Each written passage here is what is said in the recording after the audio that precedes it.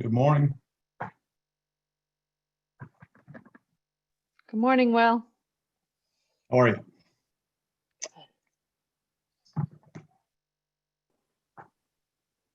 Good morning, Will. Thanks for turning it on so quickly.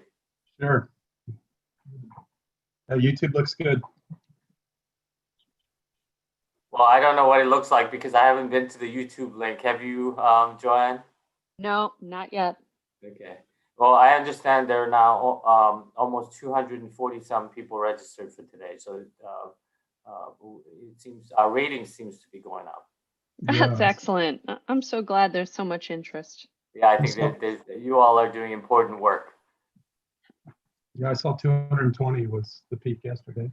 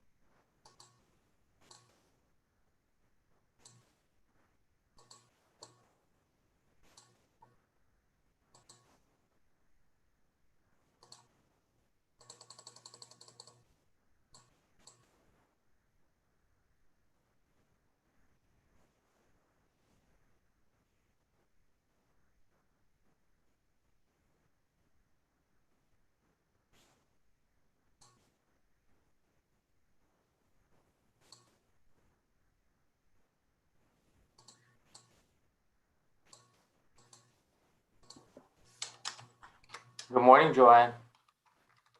Good morning, Ed. I hope you're ready. If you are, I can officially reconvene our meeting for today, and I will bring You have your my rolling pin. rolling pin again. I love Good morning, everyone. This is Ed Chu, designated federal officer for the Environmental Finance Advisory Board, and I am officially reconvening our second day of proceedings now with my gavel.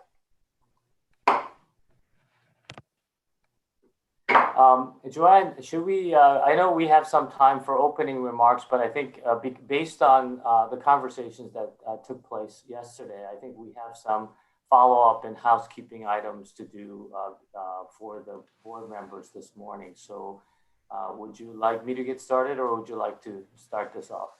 Well, Ed, do you think, let's start with roll call first, making sure everybody's on board as we officially begin. So good morning, everyone. Joanne Throw, Chair of EFAB. I'm Joanne, keeping I was actually going to just say that because we have the participant list now, that I think other than the 3 people that have told us about what their status are today, I'm assuming that everyone's already on. So that's why I was going to try to see if we can go through this, because there's a participant list and that's all being recorded.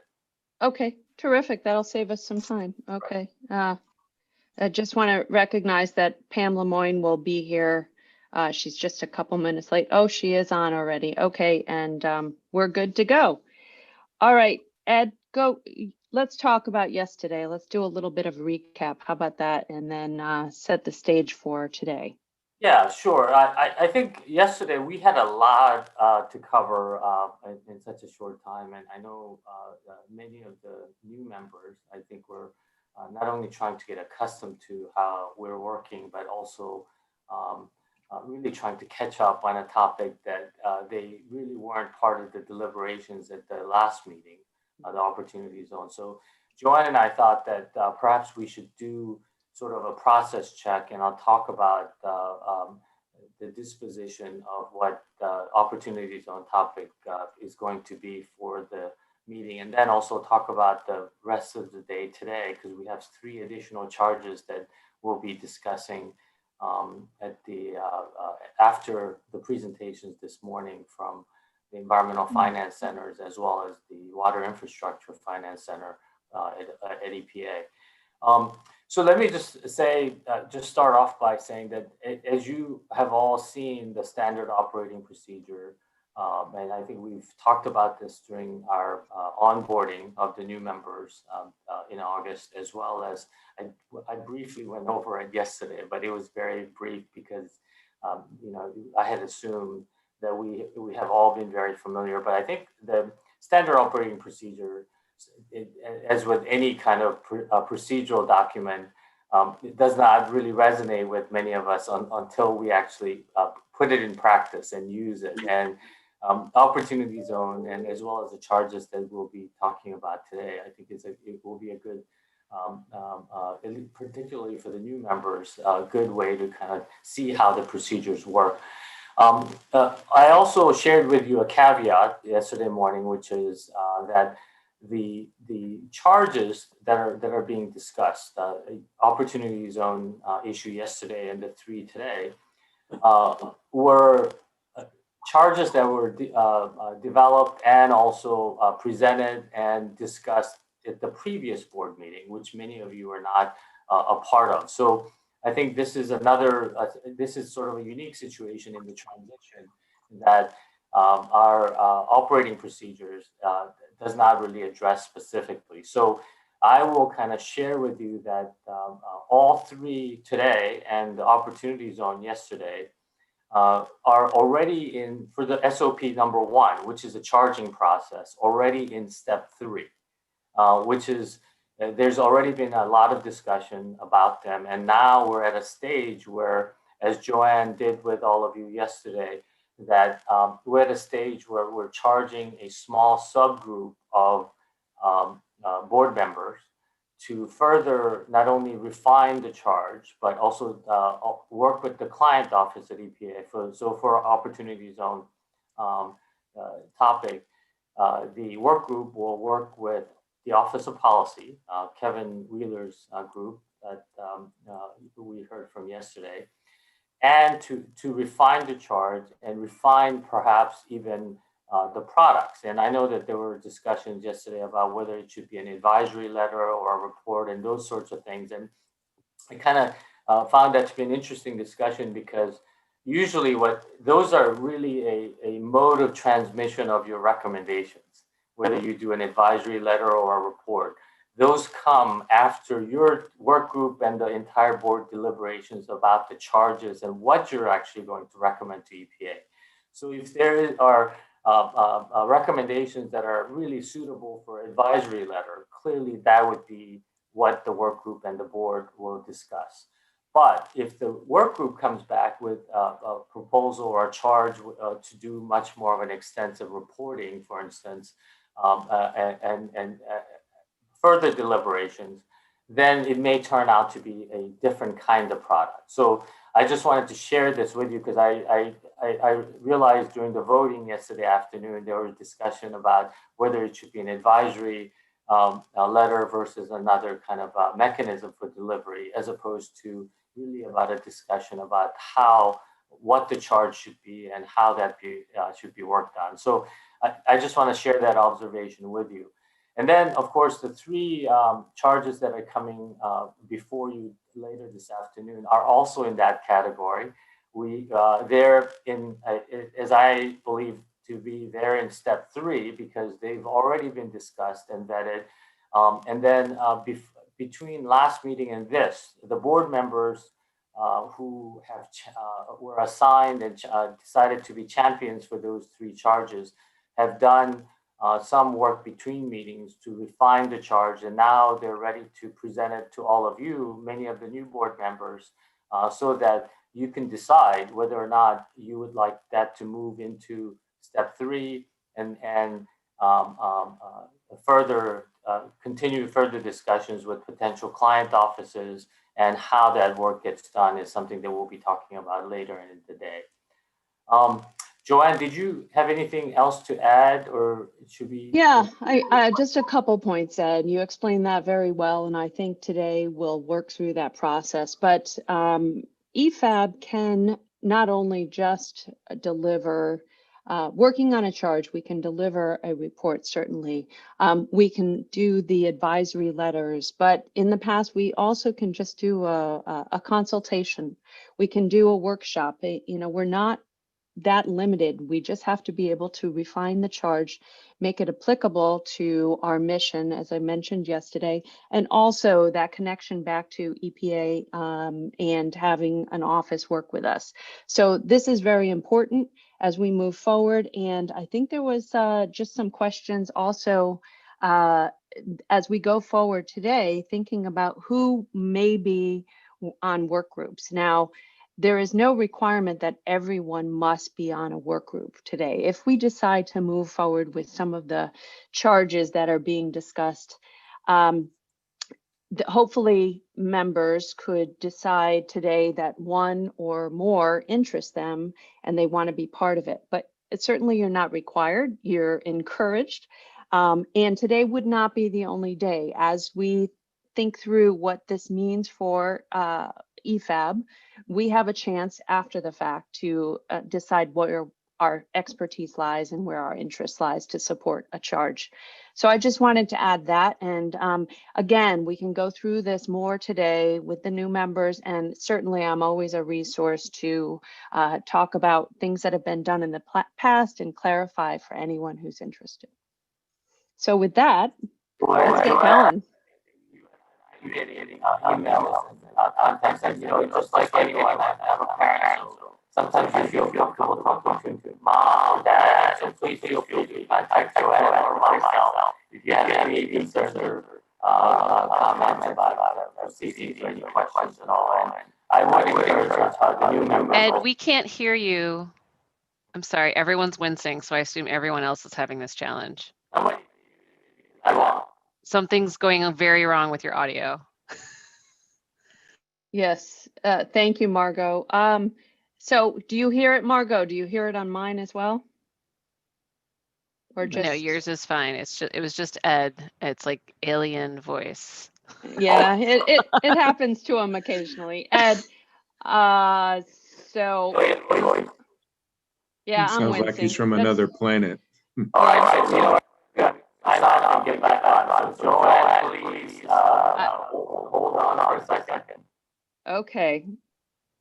So while the aliens take over Ed, what I'm going to do, Ed, if you're okay, I'm just going to give you 1 minute because I want you to be participatory in this process. So let's just see if Ed could work that out. Otherwise, I'm just going to take a moment with everyone and go through what's happening today so everybody's comfortable. So first of all, we're going to hear briefly from the Water Finance Center and hear a little bit about their activities. We're also going to hear from the Environmental Finance Centers. That would be a great discussion as well because some of the new members are not familiar with them.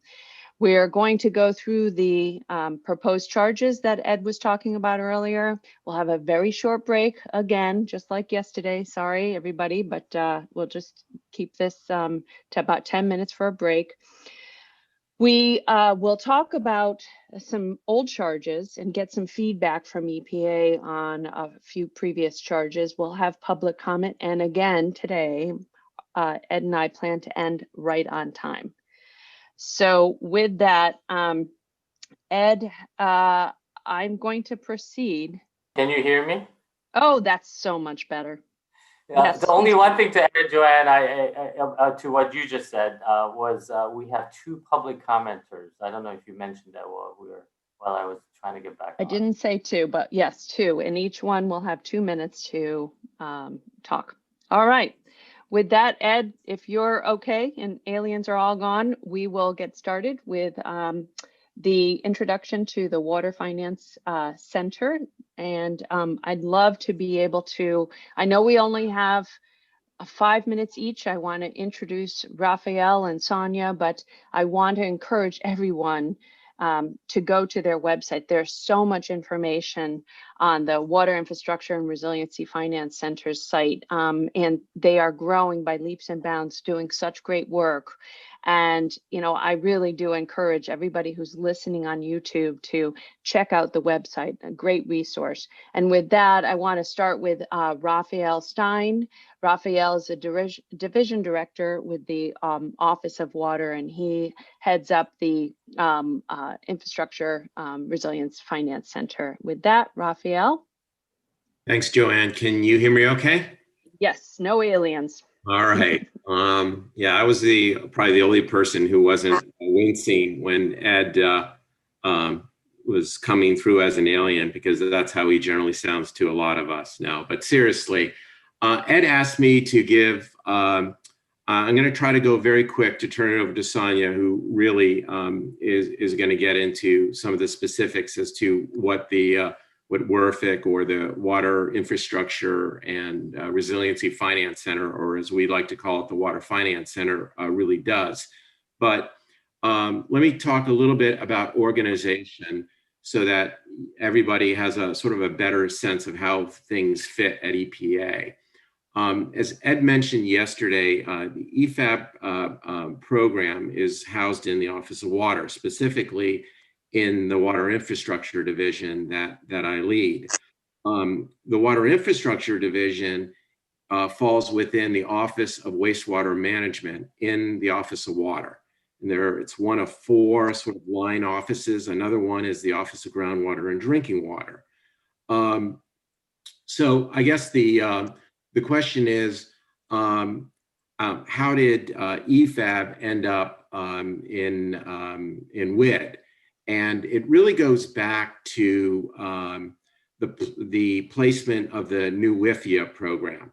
And as some of you have been affiliated with the program for a while know that for many, many years, the EFAB program and the support for the environmental finance centers was based in our Office of the Chief Financial Officer, where I actually spent many years of my EPA career.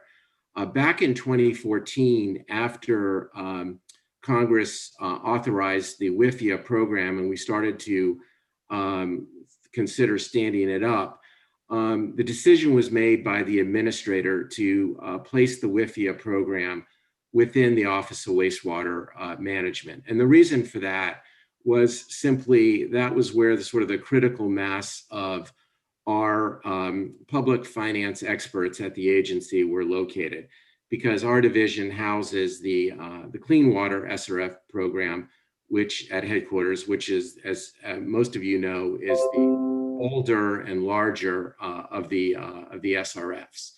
So at the time the administrator made the decision to move the WIFIA program within our division, the leadership of OCFO proposed that the EFAB program, along with the EFCs, move over as well. So that was accepted. There was a mini reorganization. And then when we started standing up the WIFIA program, we did another reorganization. We actually renamed our division, which for many decades was called the Municipal Support Division, and we turned it into the Water Infrastructure Division. And at that point, we formally established the Water Infrastructure and Resiliency Finance Center and placed the EFAB function within that group. The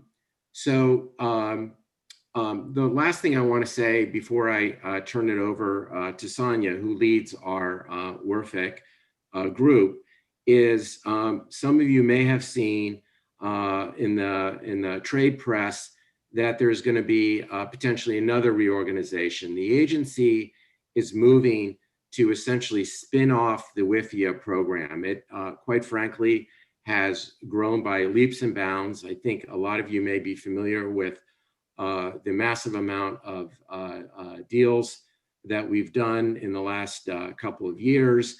Our staff has grown tremendously. And so we're now in the process of moving to spin off the WIFIA program and have it be its own standalone division. It will still remain within the Office of Wastewater Management. So that's a little of the organizational background. I want to turn it over to Sonia, and then if there's any time at the end, maybe we can answer a couple of questions. So Sonia, why don't you take over? And I think you've got a few slides. Thank you.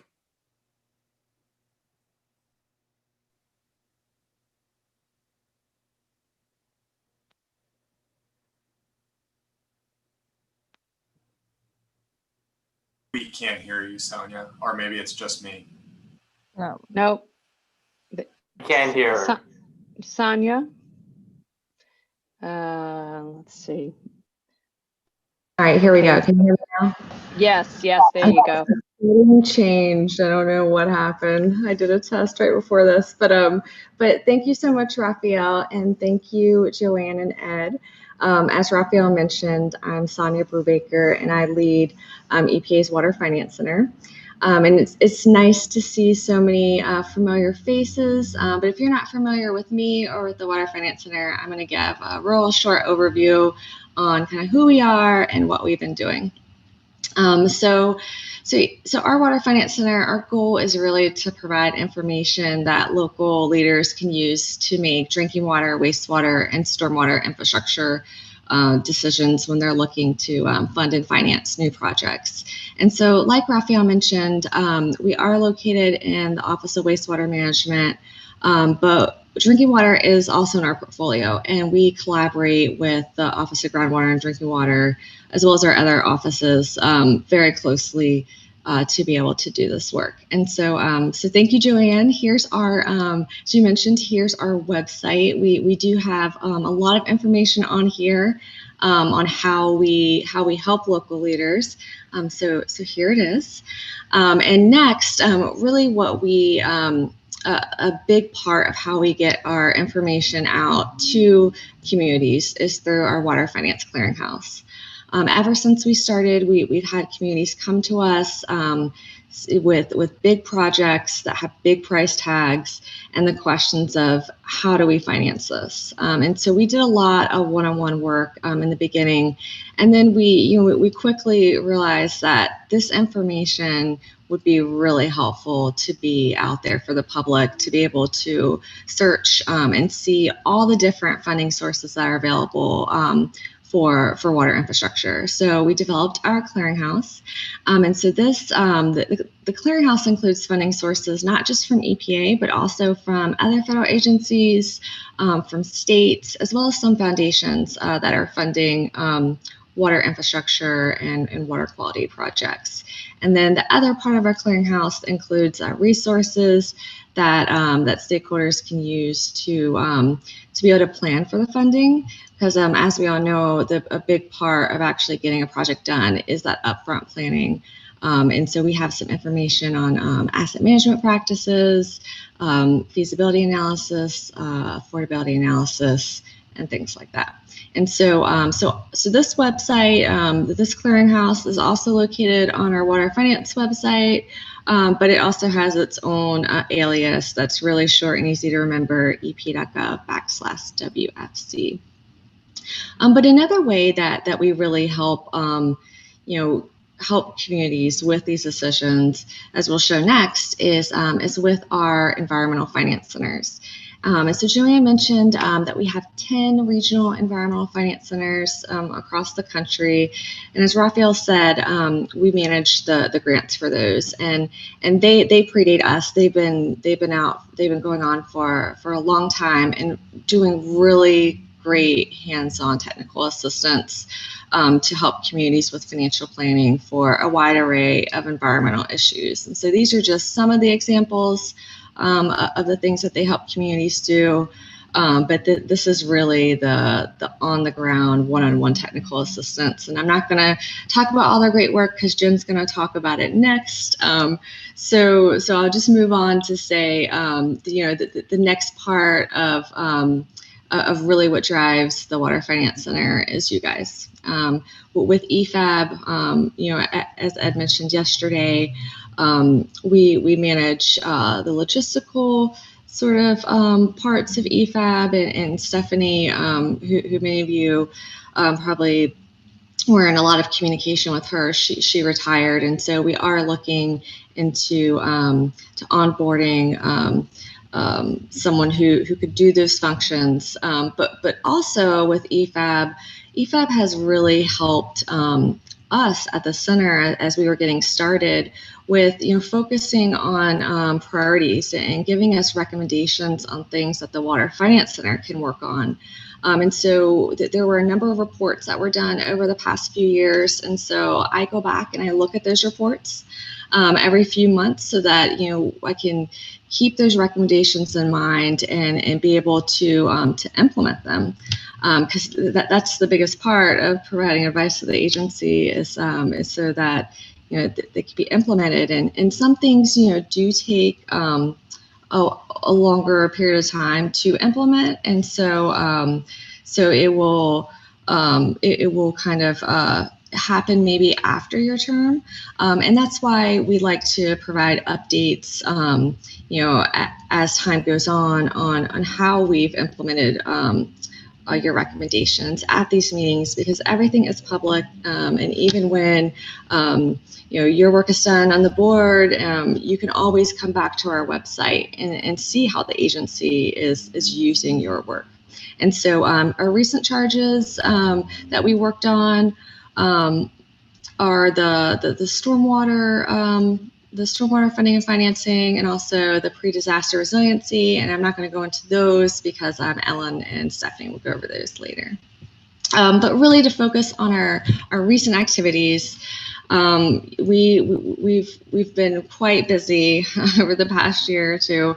One of the things that we've worked on and gotten out there that we've developed is the COVID-19 water sector financial impacts tool. So we developed a tool that really helps drinking water and wastewater utilities determine how their revenue and expenses have changed due to COVID-19, and really how that impacts their cash flow.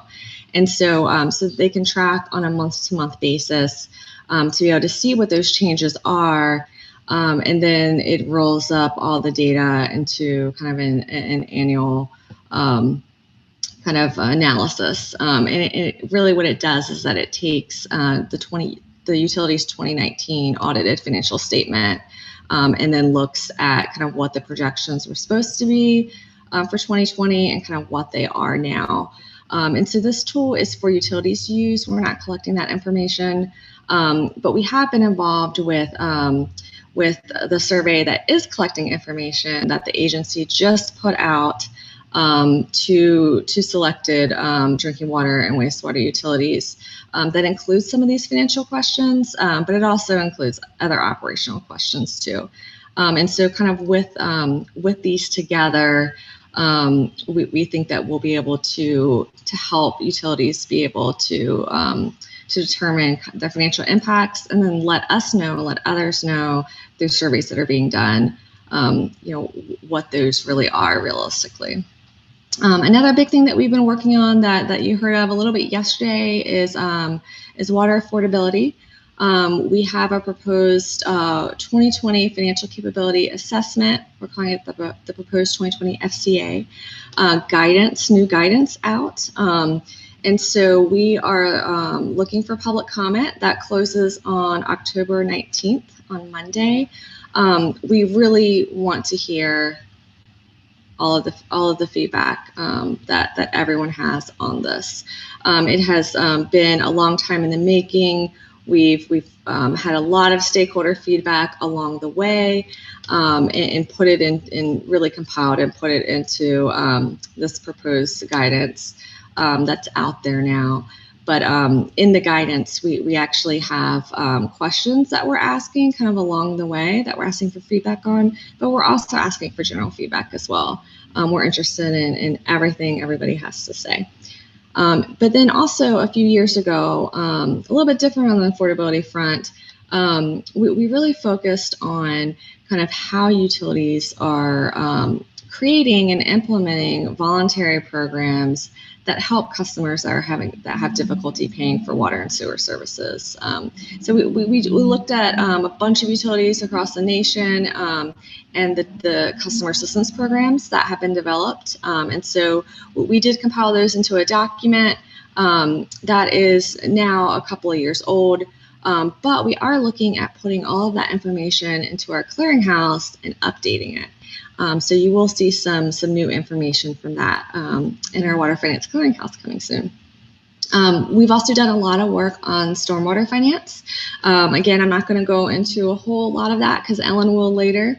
But in addition to really working on implementing those recommendations that you gave us earlier this year, we've also put on a whole host of webinars on different topics on funding and financing stormwater. So if you go back to our website, you'll be able to see some recordings of those.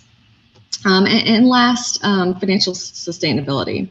We are looking at case studies across the country of utilities that have really done that upfront and longer range financial forecasting, and kind of how that has helped them be able to get the improvements done and really the service that's expected at rates and at costs and at time periods that really make sense for their local needs. And so we have a webinar on that. That's also on our website. And then a couple of years ago, we developed a water infrastructure financial leadership document that really takes utilities step by step through, okay, you're ready to fund and finance a project. This is how you do it.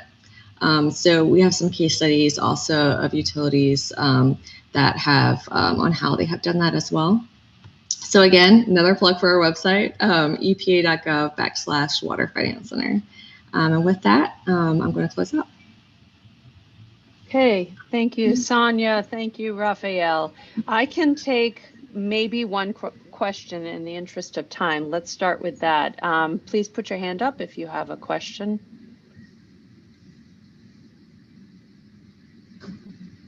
Okay, seeing none, thank you to both of you, and you really do have so much to offer here. So with that, I want to welcome Jennifer Cotting. Jennifer Cotting is the director of the Environmental Finance Center located at the University of Maryland in College Park. She covers the Mid-Atlantic region, and she is also president of the Environmental Finance Center Network. So I've known Jen, I've got to say this, I've known Jen for working with her for 10 years and, known her for a long time and the great work her center does, but not just her center, all the centers around the country. As Sonia mentioned, they just do such great on the ground technical assistance and support local governments and community organizations. I have to say, we have used as part of EFAB, we have used the environmental finance centers, to a great extent in doing our work. So the new members, when it was mentioned yesterday that the centers are here as a resource and, moving forward, we need to consider that. I also want to just mention that, they, in their technical assistance, EFAB is more than just water. So they are multimedia. And with that, I want to turn it over to Jen if she's ready to go into a presentation on the network. Sure. And thank you for that wonderful introduction, Joanne. I really appreciate it. Good morning, everyone. Earlier for some of you than others, so I apologize for that. But good morning, and thank you for the opportunity to participate today. Thank you, Joanne and Ed, for your continued support, steady and continued support of and engagement with the network and EFAB's engagement with the network. It's very much appreciated by all of us. As Joanne indicated, I'm Jen Cotting. I'm director of the University of Maryland Environmental Finance Center. We serve Region 3, and I'm currently president of the Environmental Finance Center Network. So I'm here representing all of my colleagues today. I'll talk about the network in a moment, but while I have the chance, I just wanted to say to all of you how much I appreciated yesterday's discussion about opportunity zones. It's a finance mechanism that our center is looking at for some work that we're doing in Virginia's Elizabeth River watershed in the Hampton Roads area. And by the way, thank you, Ted Hennepin, for your engagement on that. So your discussion yesterday really helped inform our thinking on that. So I very much appreciate that. You'll always get something like that out of these EFAB conversations. And the opportunity zones have really been the subject of a lot of discussion among a number of the centers. So as you all decide what path you want to move forward on that, that's something where I think we could be very helpful or very interested in engaging in that discussion. Okay, so, I was going to say next slide, but you already got me to it. Thank you, beat me to it. So the EFC network, as many of you know, it's great to be reconnecting with so many familiar faces, but I know there are a lot of new folks this year for EFAB. So let me provide a little background on the network that builds on the helpful information that Sonia offered, and then we'll get to the good stuff and talk about some of the projects that some of the centers are working on. And I apologize in advance, in keeping with yesterday's theme of drinking from a fire hose. I'm going to try and share as much as I can, as briefly as I can, so that we can not only give you a taste of who the network is, but then leave some time for Q&A. So if you're not familiar with the Environmental Finance Centers, we are a network of centers located in each of EPA's 10 regions, as Sonia mentioned. Some of the centers have been around for more than 25 years. We are one of those. Some of the centers are newer, maybe coming online in the last 5 years or so. But as you can see here on this slide, what we would lovingly refer to as our logo soup will give you a sense of where those centers are located and what regions they're serving. The majority of the centers are located at academic institutions, and a few are housed at nonprofit organizations. Our centers focus on the how do we pay for this question on natural resource protection and restoration efforts. So being regional centers is great because it allows us to focus our work on the issues that are the highest priorities in the regions that we work in. But being a network is really important to us too, because when we collaborate and we function as a network or collections of centers, we're really able to leverage one another's knowledge base, capacity, skill sets. Next slide. So who do we work with? I would say that the majority of our work is focused on supporting the environmental finance needs of local governments and tribes and the water and energy and utility systems that serve those communities. We provide support and guidance to state and federal partners in our regions sometimes, often in the form of connecting them to what's happening on the ground. We work with nonprofits. Sometimes we're working with them as a client to help with capacity building. Sometimes they're a partner that can help support community needs or balance out our skill set with their skill set. They can help inform our efforts because they might have on the ground knowledge of what's going on that we may not have when we come to a community. And they often can expand the capacity of local governments to take on environmental challenges. We also partner with other academic institutions in the development and tools of resources. And we also partner with the private sector. And when we say the private sector, that really runs the gamut of everything from working with an engineering firm because we don't have that skill set in-house, or helping a community engage their citizens, their private residential, commercial, agricultural property owners in taking action on their own parcels. Or it may be working with folks like you in the private sector finance and social impact arena to try and connect communities with other streams of capital. Next slide. A lot of what we do is designed to inform local decision making, particularly on how to invest and leverage their limited local resources in the resource protection and restoration priorities that they've identified as important to them. And we do this in a number of ways. You see the laundry list here. A lot of us develop tools and resources that can be used by communities to consider the costs and the benefits and the timelines of different resource management scenarios. We also support state and federal agencies in providing some of the tools in the development of tools as well, but also in the form of analysis that really gets at looking at the fiscal impacts of policies or opportunities to improve the efficiency of state or federal programs.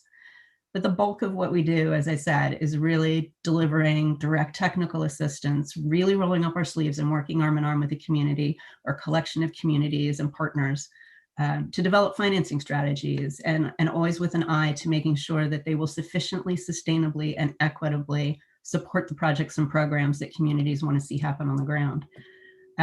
And naturally, there's a significant amount of outreach and education and training and capacity building that goes along with this, because folks are not going to be willing to invest in something that they don't understand the value of.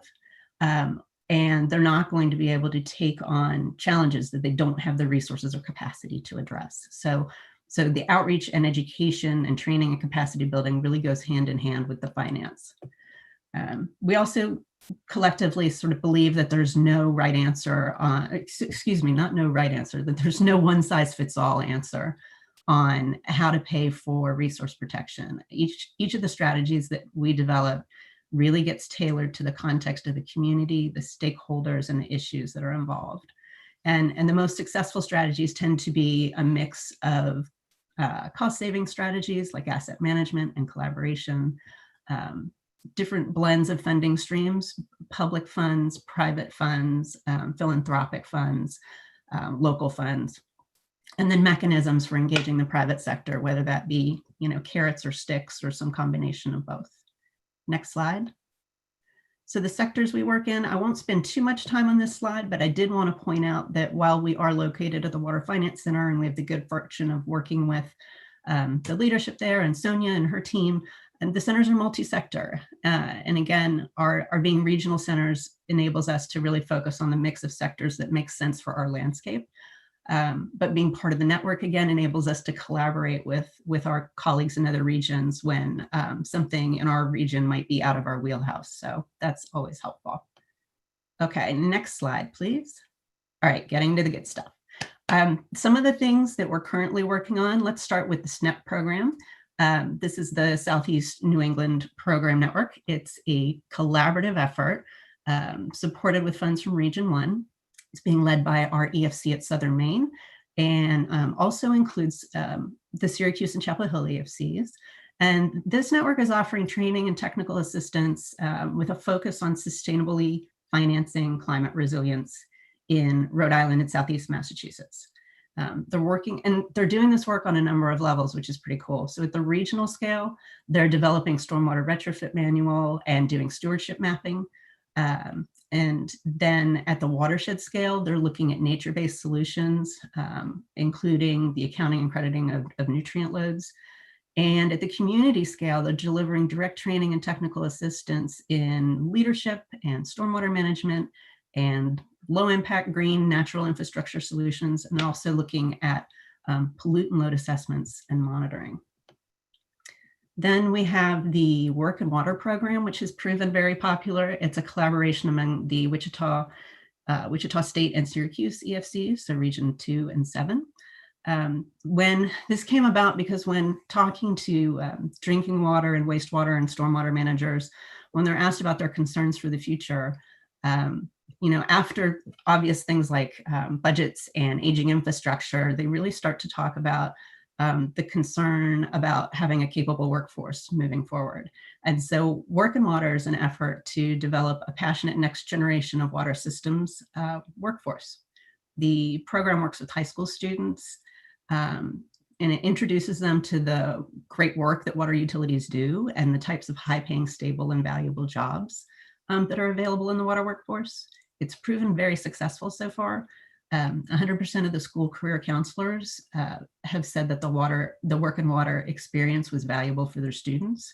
And 42% of the participating students said they learned about a career that they might be interested in moving forward. So the program includes hands-on stuff in the classroom, but also field trips to local water treatment plants and summer internships for those who are really looking to learn more about working in water.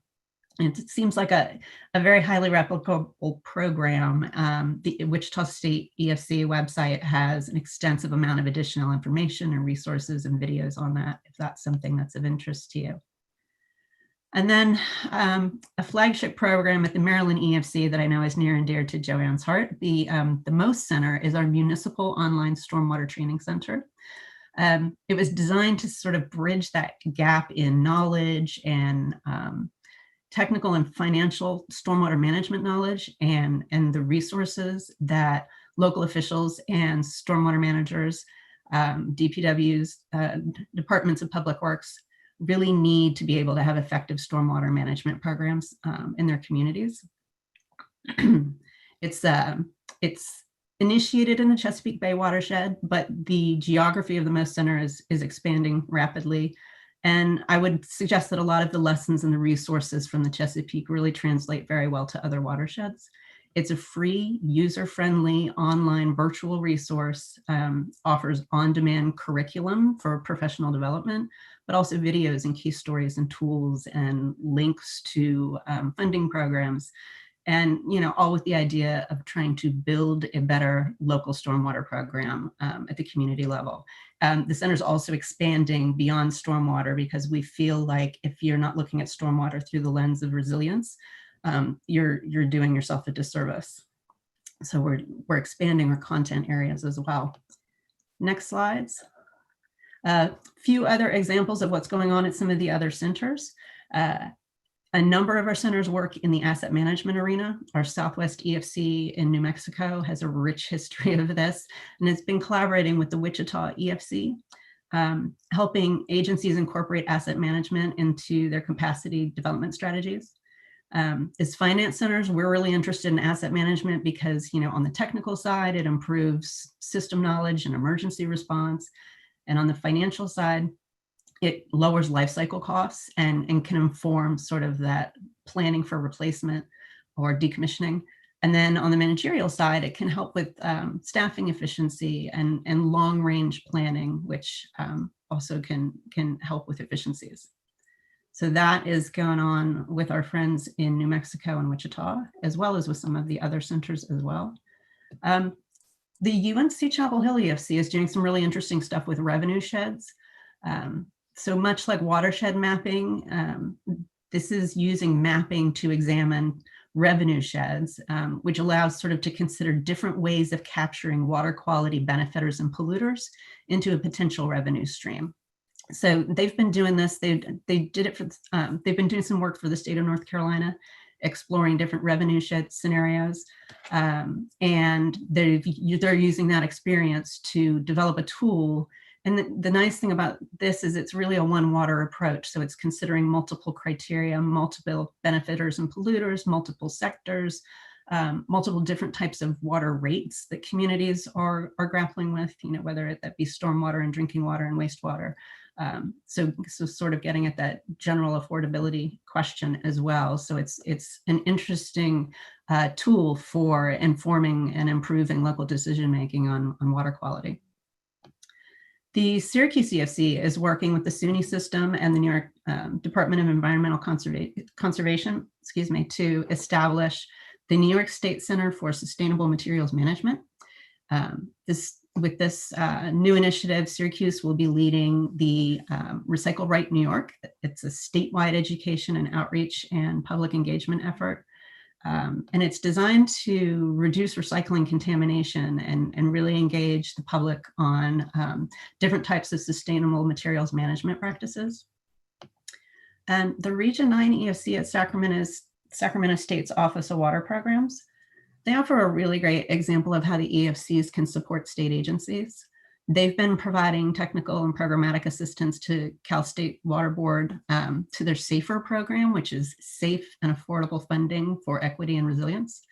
And through this effort, they support the development of drinking water SRF construction applications for small communities that are at risk or in violation, and they help define training and technical, managerial, financial assessment programs for them, and help them estimate long-term costs, including considerations of things like sustainability of the system and resilience needs. So that's a really great example of how we work with the state agencies. And then some of our centers get to delve into work overseas, international work. Our affiliate center at the Earth Island Institute is working to support Indigenous rooted solutions to resilience needs through their Women Climate Centers international program in East Africa. They're helping these centers build business plans that create a revenue scenario that is not just reliant on grants. And it's really rooted in serving the local resilience needs and offers a really great model that can be used in other places around the globe. So next slide, please. And this is my final slide. It was intended to provide live links to all of the different centers, and I apologize because it's now occurring to me that in the format that you're probably going to receive it, you won't have live links anymore, but we can work on that. I just want to emphasize that, what I've talked about in the last 10 or so minutes has really barely scraped the surface of the expanse of the expertise and the good work that the network is doing and the collection of projects they're engaged in. And we really welcome the opportunity to engage with EFAB, with all of you, quite honestly, however appropriate that might be, whether it's within your EFAB responsibilities or in your day job. We're really interested in identifying the ways that we can serve you all. And with that, that's what I've got. Joanne and Ed, I don't know if we want to open it up to questions. If there are questions about my colleagues' programs, I will do my best to speak intelligently to them, but I may have to connect you with folks after the fact since they're not present on the Zoom. Well, thanks, Jen. We always look forward every year to hearing what the environmental finance centers are doing. And, you're just expanding so much. Your reach is going so far. And I would say that, in light of COVID and, but local budget constraints, you are more necessary now than ever. So great work as always. Thank you. And I do want to take a couple questions from our Joanne, members. Can I just add a couple of comments? Of course. Just, I think the presentations that you got this morning are really extremely helpful. I hope particularly for the new members. I just want to share a couple of observations as the DFO. The first is, I think Raphael referred to this. EFAB has been around for over 30 years. And I think the Environmental Finance Center has also been around for at least a couple of decades. I don't remember Joanne, you may have a better history of the length of service that the Environmental Finance Center have been around. Do you recall, Joanne? Is it 92 since 92, Jen? Correct. Aha, So- ooh, nailed it. Yeah, that's excellent. So the point that I'm trying to make is that, and all of you know that you all, if you look at the screens and the credentials and the representation that you bring, you see that the administrator of EPA and EPA, our mission is to really focus on implementing the 20-some, almost 30 statutes that we have to implement at EPA. And in the implementation, half of EPA staff are out in the regions. We work and live in the communities just like I do in Kansas City. The connection to the Environmental Finance Center at EPA has always been recognized as an important one, particularly for the regions, as Jen mentioned. And so the headquarters at EPA provide the capacity funding for the Environmental Finance Centers, but a lot of the additional work that Jen's referring to are funded actually by the regional offices. Yeah. And so I wanted to share all this with you because in terms of how the scope of EFAP and what we do and what you all do really span across both a national policy as well as sort of how it impacts people on the ground. And the connection to the Environmental Finance Centers that Jen represents is really there, where a lot of the work that EPA is doing, there's a gap on environmental finance because that's not part of what we normally do at the national level and at the regional level for all programs. Now, what Raphael talked about was that because of congressional mandate and administration initiatives that we have in recent years, relatively young programs, right, where there's an intense effort at infrastructure funding for the water side. And I think there is a lot of that going on that's also reflected in Jen's kind of presentation as well. But I just wanted to share these observations with you because you have all been charged and appointed, and particularly those of you who are not in the water finance world, because of the fact that we have such needs, as you saw in the Opportunity Zone and in communities and other work that's going on. So again, Jen's work is just fantastic. And I know the Water Infrastructure Center's work is just fantastic as well. But there's I just wanted you to know that there's a broader role for EFAB and a broader role for the Environmental Finance Centers that I wanted us to just be recognizing because of the fact that a lot of the EPA staff and the states and the communities really depend on Jen and her counterparts for their work. Thanks, Ed. And Jen, I know there's a lot of information you put into those slides. Yeah, sorry. No, that was great. And what I'd like to suggest, I think people on YouTube and our members might not know exactly who to reach out to. So since you're president, I'd like to at least offer you as that resource to funnel through and be that contact for the rest of the network. And with that, is that good? So Ashley, I want to call on Ashley. She would like to ask a question. Sure. Hi, Ashley Allen, IT Capital. Hi, Jen. Good morning, Ashley. It's actually more of a comment than a question, but I just wanted to underscore that in our experience in the Chesapeake and the Delaware, Jen and her team have been just an unbelievable resource and sort of connector, underscoring what you and many others have said since yesterday. We really see just this huge gap, right, between what happens at a municipality and where they are and sort of where we are on the private sector finance side. And you all are playing a really important role. And I think that, to the extent that we can continue to intersect on how we bring these new solutions to the table, because even if we reach way down and the munis we reach way up and you're there are still gaps. Yeah. So again, more of a comment than a question, but it's I'm eager to continue our work together, and great work. Well, us as well, Ashley, and thank you for the endorsement. I appreciate that. And when things started to go a little sideways in March, I don't know if you guys heard, there's like this public health crisis going on. We were actually concerned about what that meant for our work, and we've actually never been busier. The need is just exponential. And Ed, thank you for the mention of we do have some core funding from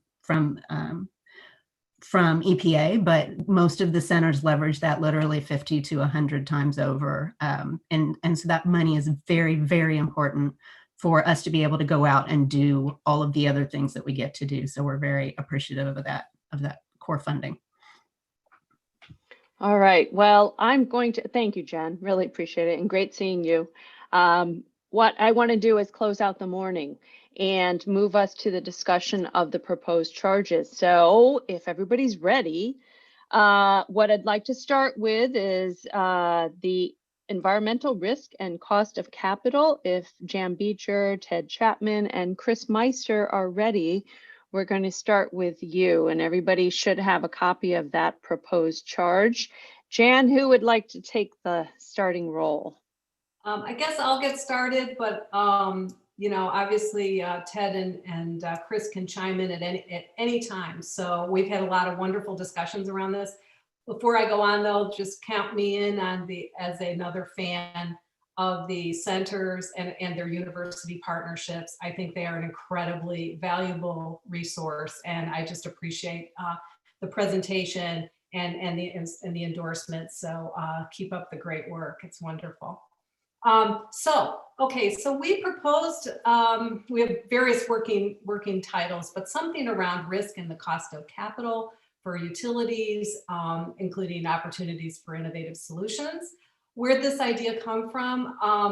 Pretty straightforward. It occurred to several of us that these issues around financing fit just obviously squarely with the EFAB role and the expertise that the board has.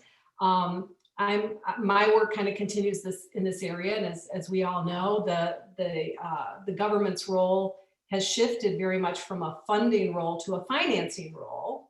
And so finance raises a whole host of issues, including maybe centrally around issues of risk. So we see sort of a convergence of market forces, policy forces, and by market, I mean both financial markets and economic markets, and then the policy forces converging around these issues of risk and response to sort of a widening range of issues. The way we think about it at our institute is that whether it's energy or water, both supply and demand are very dynamic, and you need to plan accordingly. And that's happening in the context of an infrastructure replacement era, in particular for water, but also grid modernization across the board. And this, of course, includes climate change related risks, and whether it's droughts or floods or wildfires. But it also includes another set of risks related to things like cybersecurity, falling or less predictable demand, other kinds of factors in the economy. The COVID pandemic is a black swan event. And I agree also would be busier than ever. It's amazing. But anyhow, so we're worried about risks, especially again, going back to EPA's mandate and EFAB's mandate. How would these risks potentially affect the utilities' ability to meet its obligations, its service obligations, especially related to public health, environmental protection, safety, and so on? So there's a growing risk awareness, and certainly the private sector is probably, not unexpectedly, ahead of the curve in some respects in terms of risk awareness and pricing risk. Ted will talk about credit agency perspectives, also insurers, institutional investors, standard setting agencies or bodies of all kinds are recognizing changing risk profiles. Their policy developments, it's just a never-ending list. Chris has been great about keeping up with this too. FEMA has a climate change preparedness mandate and a risk management policy. The Securities and Exchange Commission recognizes the impact of climate change on the financial markets, financial capital. The Corps of Engineers has, again, climate preparedness and resilience, a resilience community of practice initiative, and so on and so on. We could probably go through a whole long list. So what we sense, though, is the private and public sectors are not consistent in their attention to risk and their practices. That was almost alluded to a little bit earlier. So as risk is factored into financing, it will affect the cost of capital. And a lot of us are also very concerned about affordability. So anything that that raises the cost of capital ultimately translates into higher rates to customers. So these are not unrelated questions. The financial markets, they price risk, of course, in any provision of private capital, whether it's equity or bonds. And financial and economic regulators, the state public utility commissions, they of course explicitly consider risk. The SEC looks at 10K, in the 10K statement, you have a statement of risk. The rate regulators have to set terms based on comparable risk is their standard.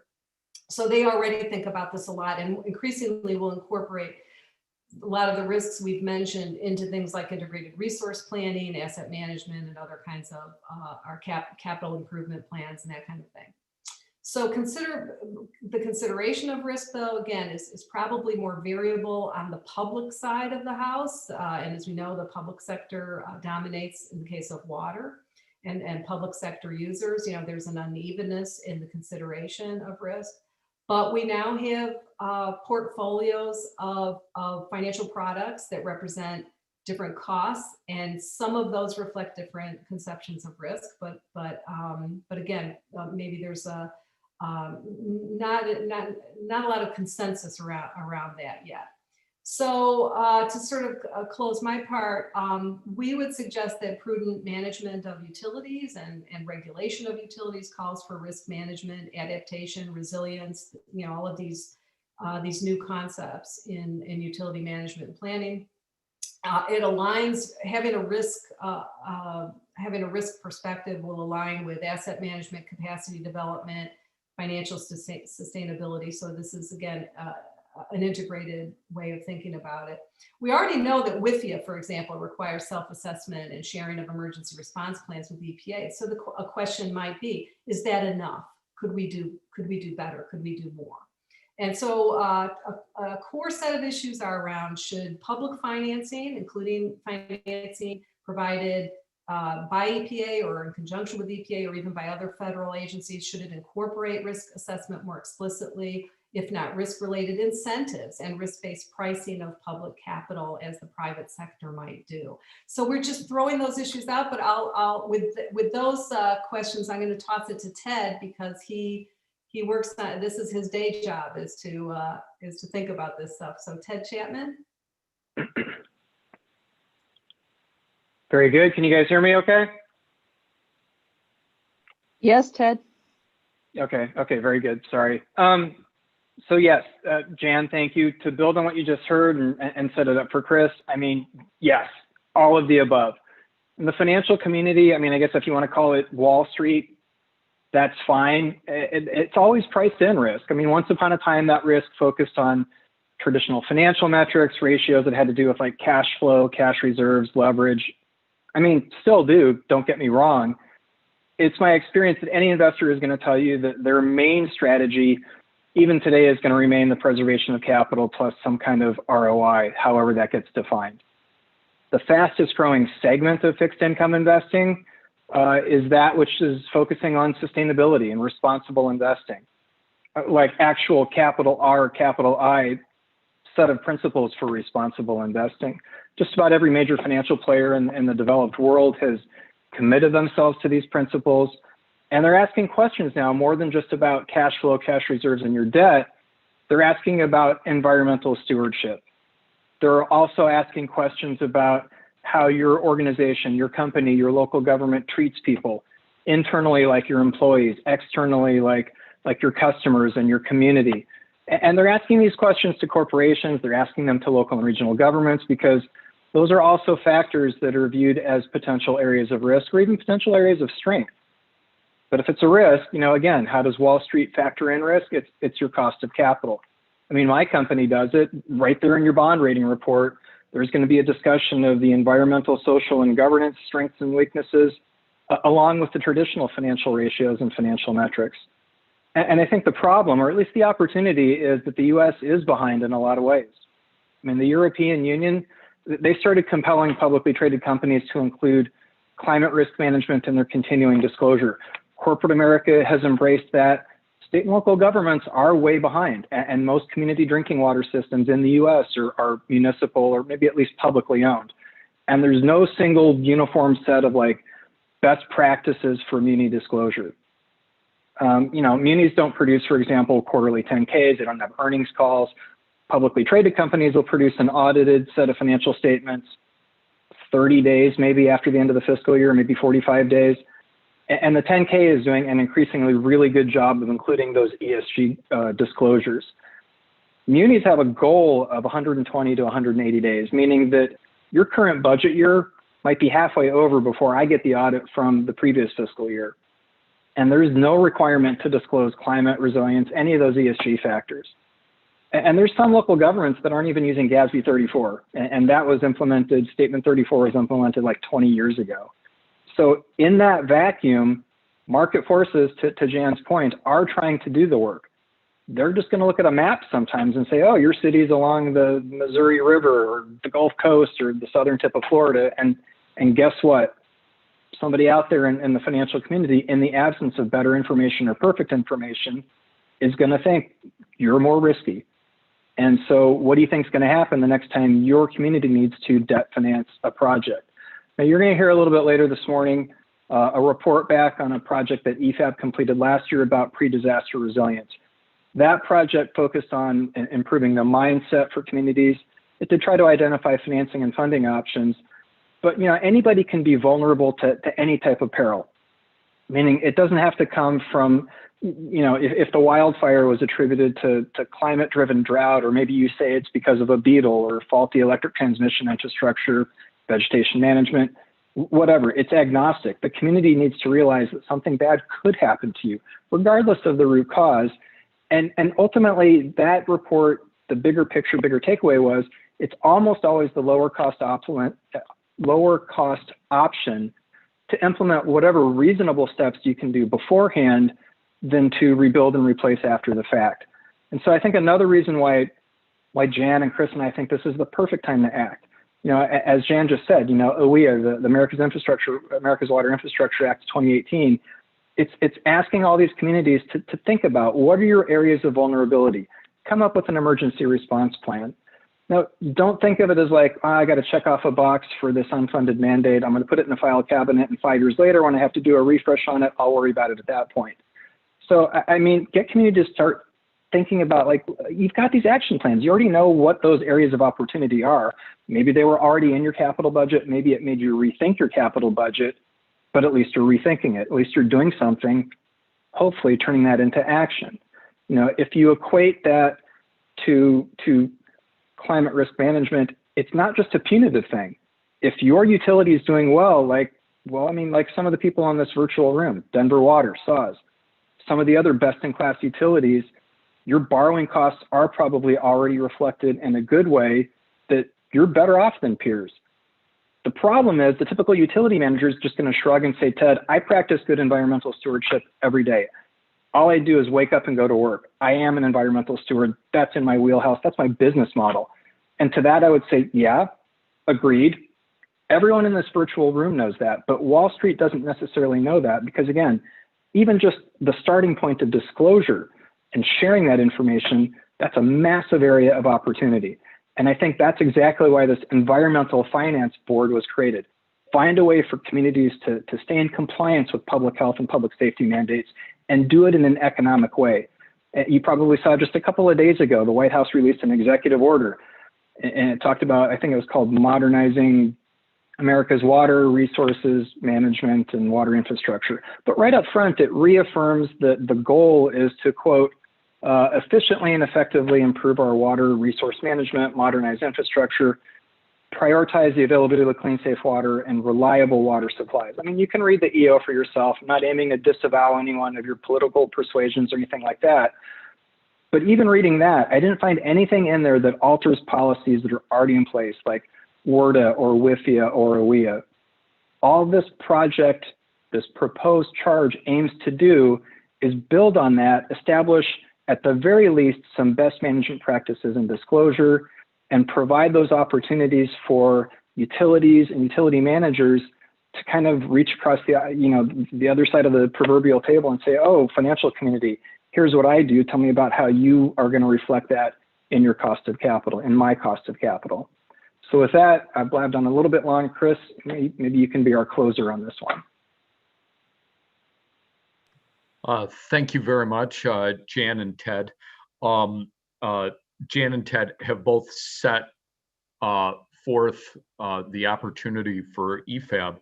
And after we spoke among ourselves, we propose to examine both of those pillars, those issues, as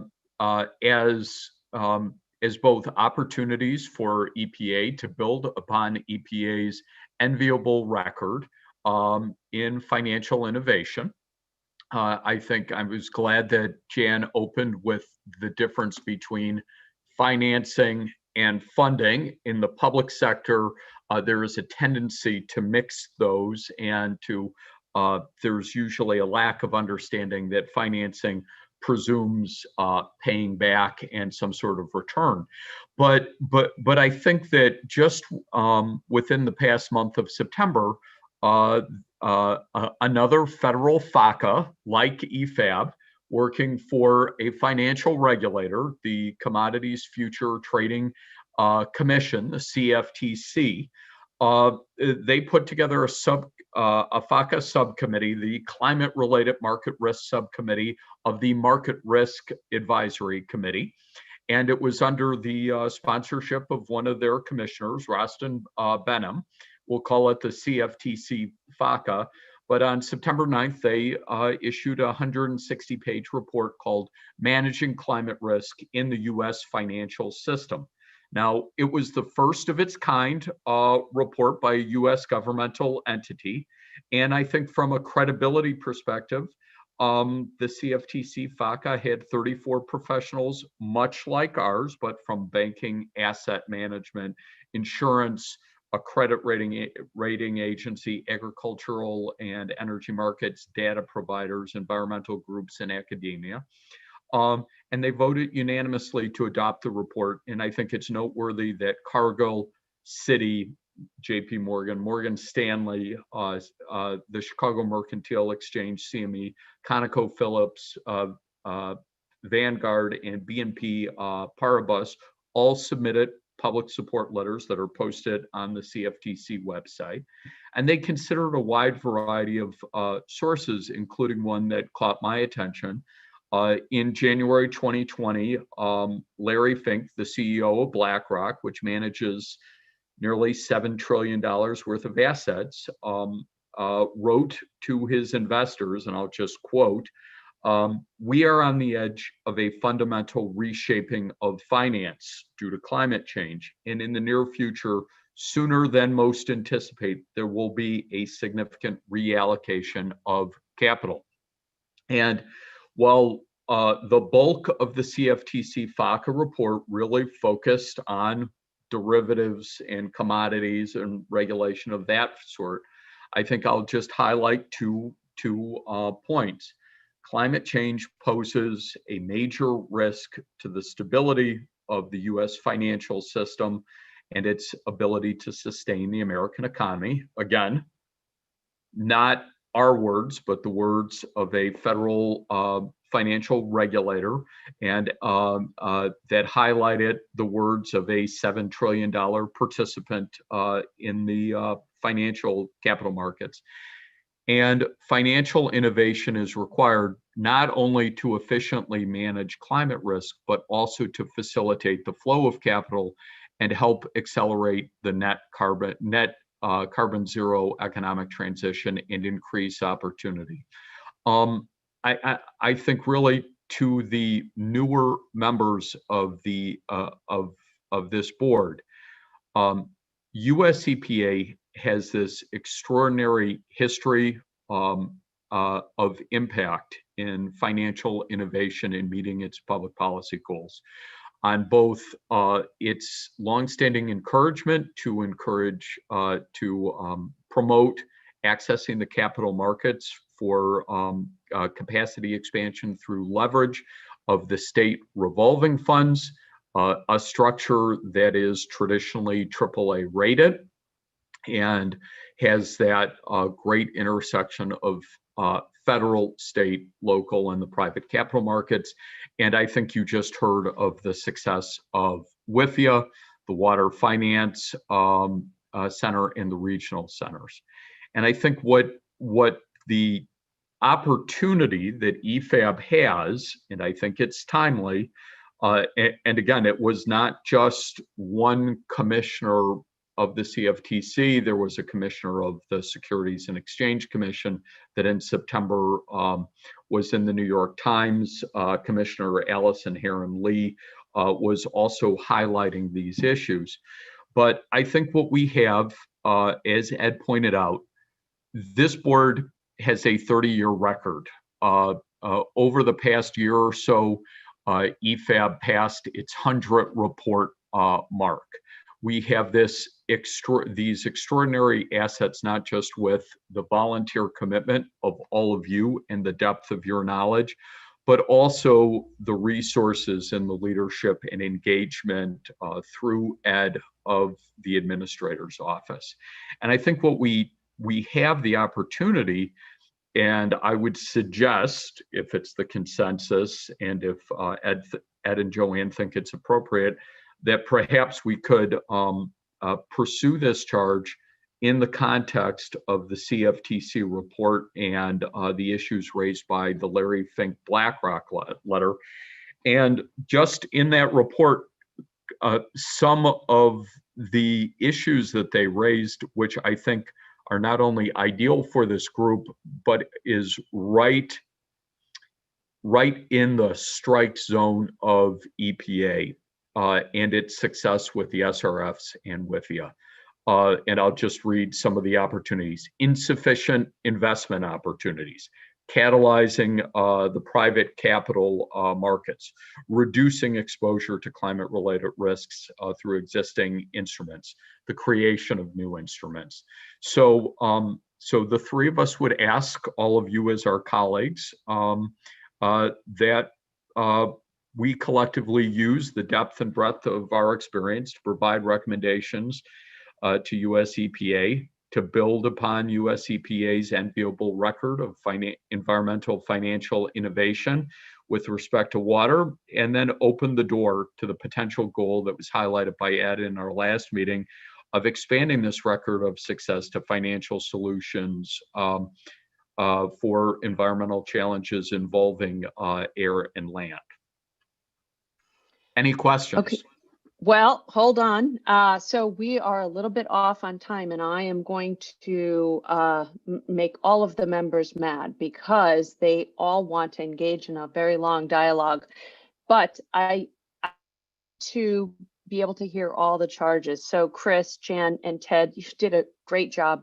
Wonderful example of how EFAB members come together and coordinate a proposed charge. So I'm going to make questions wait later. After our break, we're going to discuss all three charges, and I'll break them up so we give sufficient time for each charge. But thank you. Appreciate that.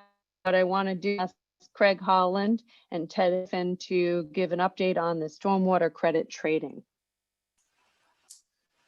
Thanks, Joanne. Appreciate it. And thanks, Will, for bringing the presentation up.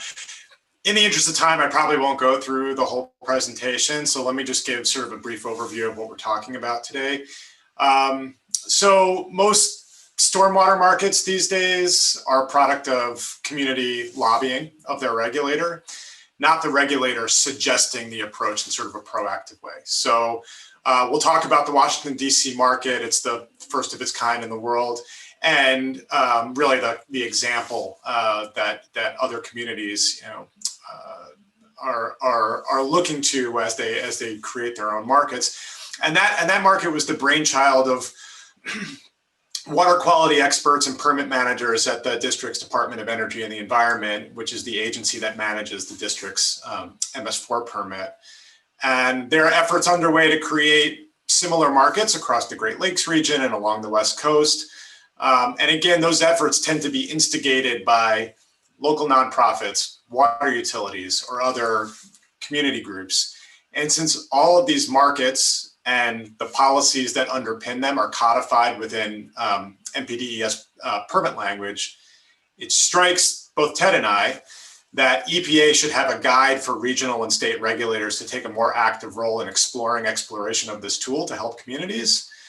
So the charge that Ted and I are envisioning is really a guide for permit writers on how to incorporate and encourage market creation within the permit writing process, rather than, and we talked about this in the last meeting, but for the new members, rather than a specific set of market rules and regulations. I don't think that's appropriate for this charge. We want to keep it pretty tight, which would appropriately, I think, rest with the communities themselves that ultimately are there to enforce those rules. I should also mention that this approach and this write-up is consistent with Assistant Administrator Ross's 2019 memo that encouraged regional offices to explore market-based tools within their regulatory mandates.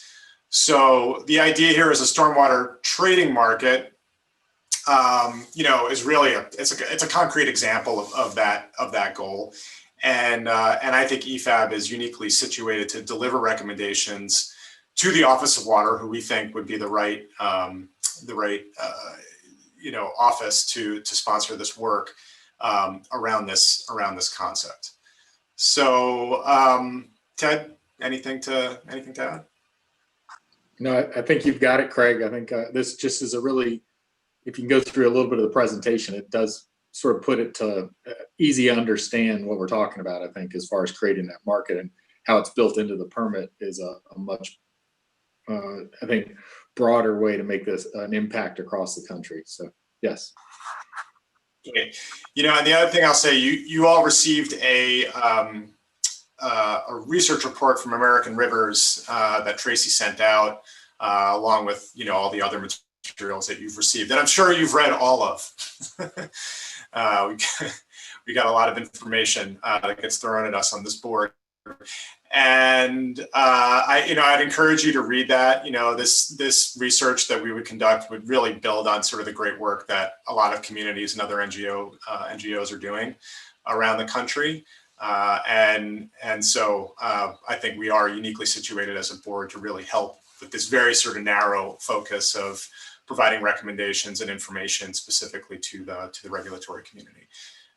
So if we could go to the next slide, again, I'll briefly go through this, and Joanne, I know you want to get some time back, so I'll do this as fast as I can, and hopefully we'll have time for questions later. So within Washington, D.C., and this is true for really any environmental market, it starts it's underpinned by a set of regulations that basically force demand. So demand in this case comes from developers who are required to manage stormwater as a product of creating impervious area and building a new building.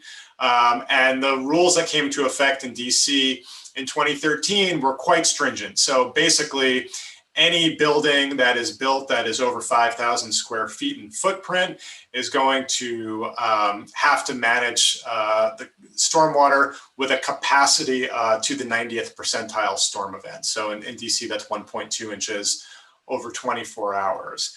But what's also baked into this law is essentially alternative mitigation.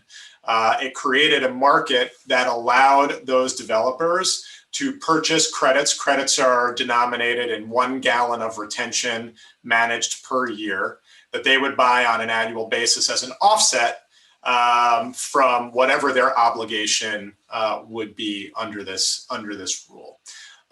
So that's the regulation that underpinned this, and it's probably worth pointing out that in many MS4 permit negotiations around the country, having an ordinance like this created as a product of that 5-year permit cycle is very, very common. So, these ordinances aren't unique to DC. They exist all over the country and are increasingly more common, particularly within a regulatory context. I should also say that the rule itself was enforced by DOEE, and that is the same agency that also is the administrator of the market within DC. So that's all self-contained within one agency. We can go to the next slide. So again, this slide just reiterates what I just mentioned. There's really two different ways that developers can meet their requirements under the 2013 rule. One would be 100% on-site compliance, which allows them to, which basically means they're building a green roof, they're building cisterns, they're building bioretention systems, they're building anything that infiltrates or stores water over the period of time that's required. And this is a retention standard, so you have to reuse that water on site. So let's say you stored it in a cistern, you would have to reuse that for a gray water system or for irrigation of your existing vegetation. Offsite, you can do either 50% onsite and 50% offsite to meet your 2013 compliance obligations. And in fact, DOE is revising the rules as we speak within certain circumstances to allow for more than 50% offsite for certain regulated developments in certain areas of the district. If we can go to the next slide.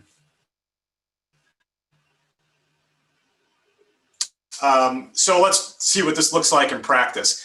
Most buildings, if you've been to DC, especially in the places that are heavily developed, they're lot line to lot line development. It's a very expensive, these are very expensive pieces of property. So you want to maximize your footprint if you're a developer. And so what happens is if you want to do stormwater management, you really only have two places that you can do it, at the scale that's necessary for a rule like this. You would do it on your roof, where you'd create a green roof, or you do it underground where you'd have a series of cisterns, which means that you're losing parking. Parking is very expensive in Washington, DC, or you're losing amenity space on your roof, like a pool or a dog run or anything else that people would want to put on a rooftop. If we can go to the next slide, please. But in the case of being able to go off-site, you can recapture some of that space. You can recapture some of that amenity space on your roof. You can have more parking spaces underground. You don't have to upgrade your plumbing system if you are capturing water and need to reuse it on site. If you can't infiltrate or evaporate all of that water. And you can purchase offsets from projects like we see on the right here, which are very traditional bioretention projects that are surface level on existing properties within the district. This particular picture is taken at a First United Methodist Church where they retrofitted their parking lot with a series of rain gardens that generated credits that they could then sell to a downtown DC developer. If we can go to the next slide, please. So one of the things that, we often get a question on, because I should say for the record that TNC actually operates within the Washington, DC market. We do have a team that builds credits within the Washington, DC market. Is this environmentally beneficial? Aren't you just moving, the pollution management from one place to another? And in fact, if you're trying to manage rain where it falls, and that's the most effective way to do stormwater management, but not all stormwater pollution is created equally, because it doesn't, where rain is falling and where development is occurring and within your municipality is not necessarily where the problem is most acute. So in this particular example, you have to, if you go 100% on site, you have to manage to a 90th percentile storm event. That means 90% of the time, the capacity of that system is not filled. If you go 50% offsite and you split that capacity between two different systems, you actually increase the overall retention of the area and of the capacity of those two systems together by 57%. Because you're filling up the capacity of both of those systems on a more frequent basis based around the storm events that typically occur in Washington, DC. So really, the way that the DOE describes it, they're making the city spongier and they're spreading out those benefits across a broader geography across the city. If we can go to the next slide. Another reason why I think it's really important to think about incentives within the stormwater management space is that 90 to 95% of land within most urban and suburban areas in the US where you have most of the impervious surface, is privately held. So if you can't figure out a way to incentivize private property owners, or in this case, mandate them and then provide a further incentive to manage stormwater, your stormwater challenges are just going to get more and more difficult to manage. And so this is a good way if you're a, if you're a water utility, a stormwater utility, or you're, an agency like DOEE that has to manage an MS4 permit, to shift some of that financial burden onto the private sector, particularly the folks that are creating the impervious area within an urban context. Next slide, please. How am I doing on time, Joanne? I'm trying to go through this as fast as possible. I can stop at any moment. No, maybe wrap it up in a couple minutes would be great. You got it. So going back to my point that you can't, if you have an ordinance that mandates developers, you're not necessarily getting stormwater management in the places where it's most needed from an environmental standpoint. Let's look at a couple maps to illustrate that point. So what you're looking at here is development and projected development in the district. And you can see, if you go to the next slide, that work is heavily concentrated in the, the southwest and northwest quadrants of the city, and heavily focused in the combined sewer system. The combined sewer system within DC is managed by DC Water, the local water utility. They are investing billions of dollars to build stormwater infrastructure that will manage for combined sewer overflows. They are expected to be managing 98% of all their combined sewer overflows. I think, by the time those projects are complete sometime in the next 10 years, I think Eric Letzinger is on the phone, can probably confirm that for me. But where there have been the most environmental challenges with stormwater management, assuming that you can control those CSOs, are within the MS4 portion of the district, which are not seeing as much regulated development. If we can go to the next slide.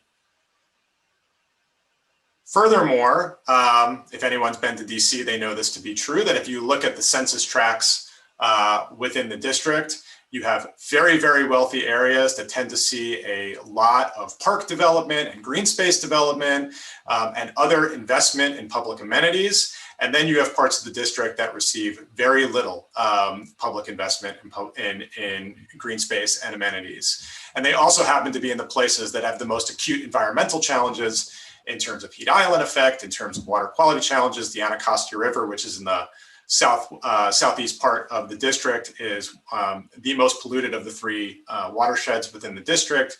And it's really critical that those places which have those acute issues are getting as much investment as possible to meet the stormwater challenges of the district. So if we can shift to the next slide, please.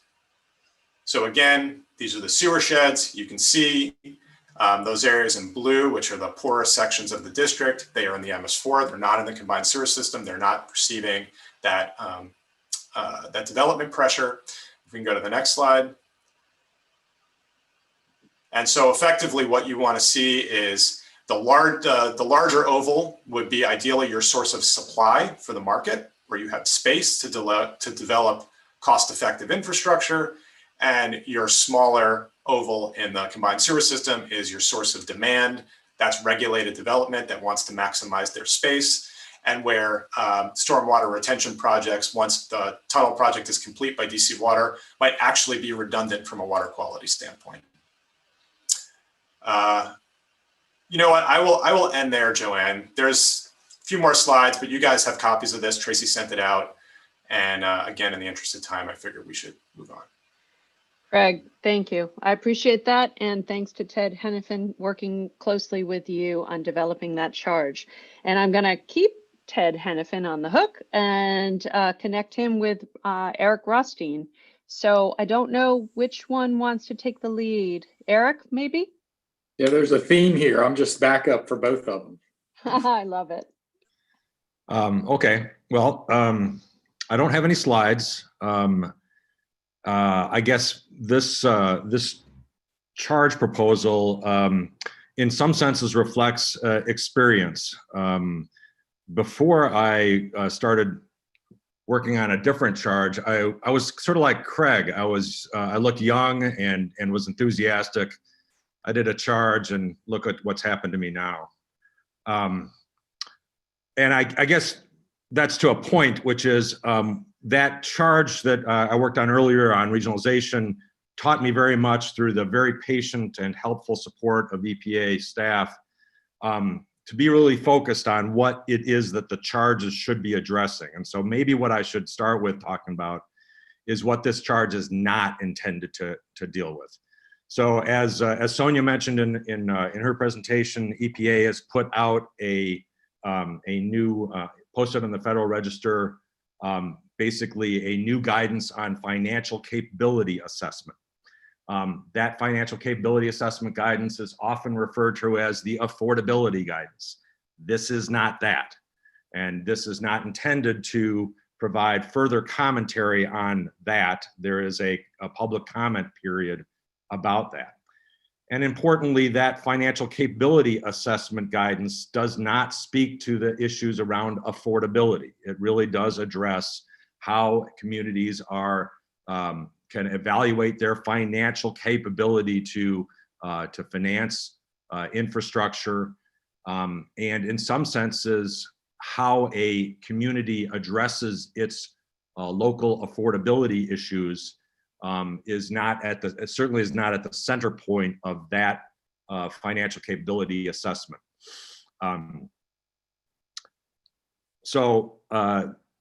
This charge is really oriented towards trying to understand and think about what EPA's role could be with respect to addressing affordability challenges in the communities that are being served. And so one then must, I think, look at what does EPA do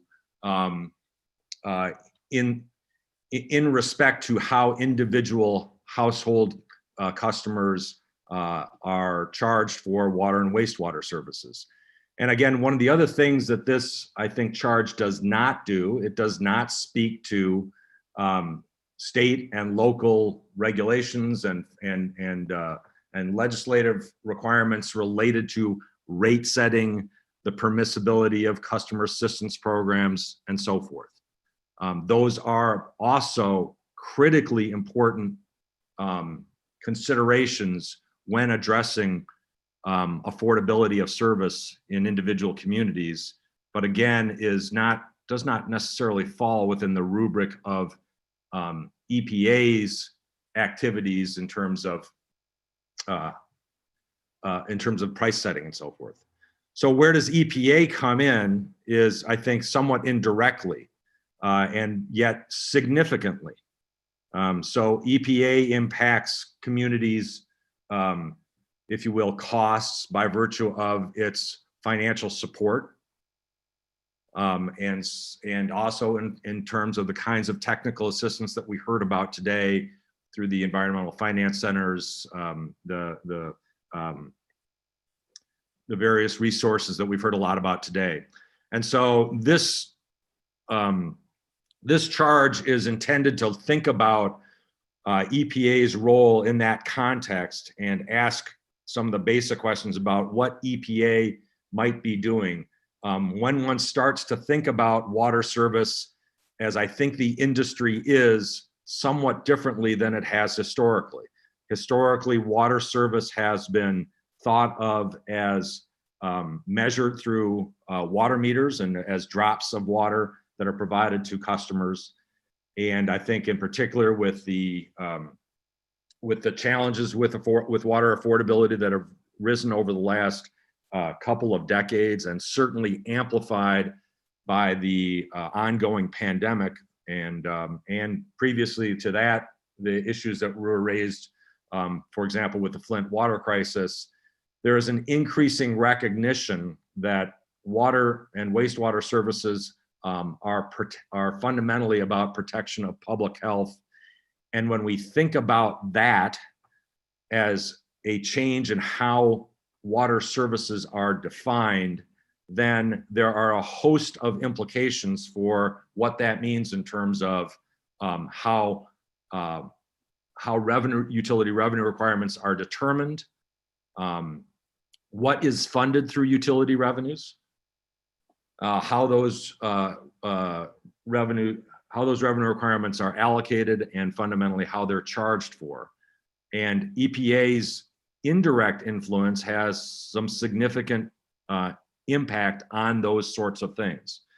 So, for example, EPA provides substantial, again, indirectly funding support through the SRF and WIFIA programs. We've seen that some of the SRF and WIFIA program considerations are moving towards thinking about, for example, environmental justice issues. New York has changed some of their criteria around how they're looking at individual applicants for their SRF programs. So this charge is really about looking at the scope of EPA services to the water and wastewater community and asking the sort of basic question, what can we do in response to this sort of redefinition of the services to more clearly and explicitly recognize the public health aspects of the service provided, and what that means in terms of, for example, funding of customer assistance programs, of rate designs, of how SRF and WIFIA loans are prioritized, and the like. Let me turn it over to Ted for any amplifying comments. No, I think it's, we've been wrapped around the affordability piece. And I think this change in focus to being the, a broader view of what utilities are doing to this, mission of supporting public health, both on the water and wastewater side, is starting to catch hold. But how can EPA support that and modify whatever policies, grants, programs that are out there to continue to advance that? And I think that's the intent here, is not to we've done a couple other reports on affordability, and this isn't a duplicative effort on any of that. It's really to build on this sort of sea change in perception of what the public utilities role is in their community. And it's much bigger than just providing water and wastewater services. And I think it's trying to figure out how to make that connection to deal with EJ communities, all the other disadvantaged communities. The access to water has become this balance. You've got affordability and access, balanced by compliance, full costing, declined federal investment over years. So there's trying to establish that balance as utilities tough. And we certainly could use some help from clearer definition from EPA. And I think that's what we're looking for here, is where that intersection is.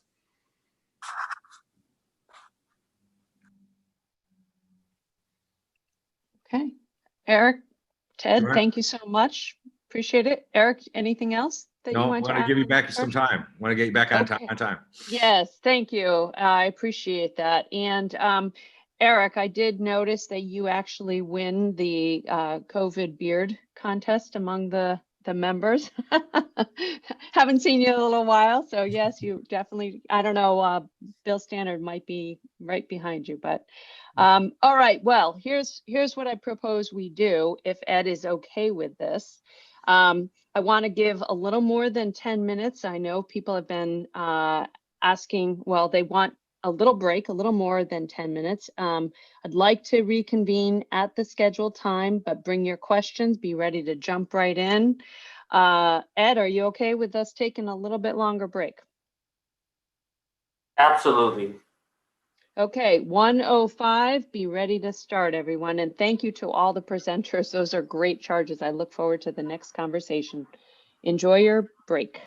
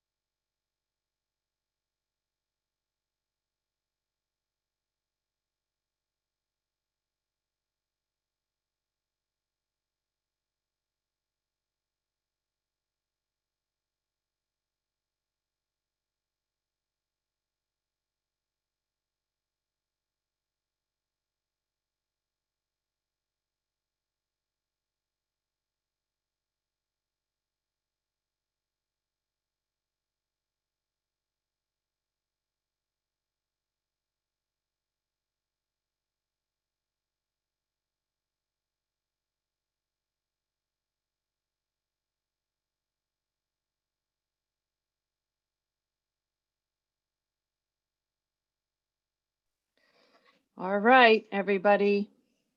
Hopefully you're back. Calling everybody back together. It's 1:05. Ed, I want to make sure you're on before I get started. I am, Joanne. All right. Okay, so folks, here's what I'm going to propose that we do. We've heard about all three charges. Thank you to each of the groups that put the time in to develop these charges. I want to give enough time for each of the charges to have some comments, questions, and I want to start with the first one. What we'll plan to do is go through questions and comments, feedback on each charge, and then we'll come back around to see how you want to proceed after we've been able to ask those questions on everything. So on the first one, environmental risk and the cost of capital, please put your hand up if you would like to ask that group a question or provide comment. Only on that one.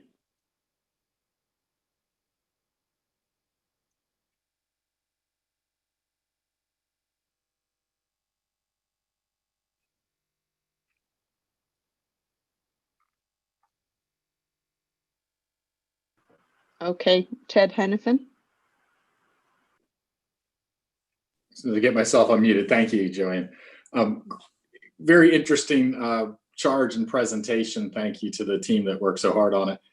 I guess I'm trying to get my head around, there's a part of me that thinks that the ones that have the highest risk factors may have the least ability to, one, figure that out, and two, maybe have the greatest need to access the resources. So it seems almost, how do we balance this if we're going to really focus on high risk utilities for a variety of factors, and if that increases their cost or access to capital or decreases access to capital, how does that advance what we're trying to do here? It just seems to some degree counterintuitive. I don't disagree. We don't have a standard or anything close to a standard to measure a variety of risks in the municipal sector. And I know, Ted, you've beat on us about that quite a bit. And I think some of the larger utilities like mine have the resources to do a lot of that, but I think the ones that are in greatest need may not. So I just was curious if y'all thought through some of that. I'll take a first shot. I think that's a fantastic question. And I think we should be careful not to suggest that that's the direction we were going. I think it's more having an explicit understanding of what you were just raising, but that you would incorporate that as part of the financial incentive would be to incorporate some planning around those issues so that you're not throwing money towards a project that might actually be riskier than the cost of that capital reflects. But I'll let Chris weigh in, Chris and Ted weigh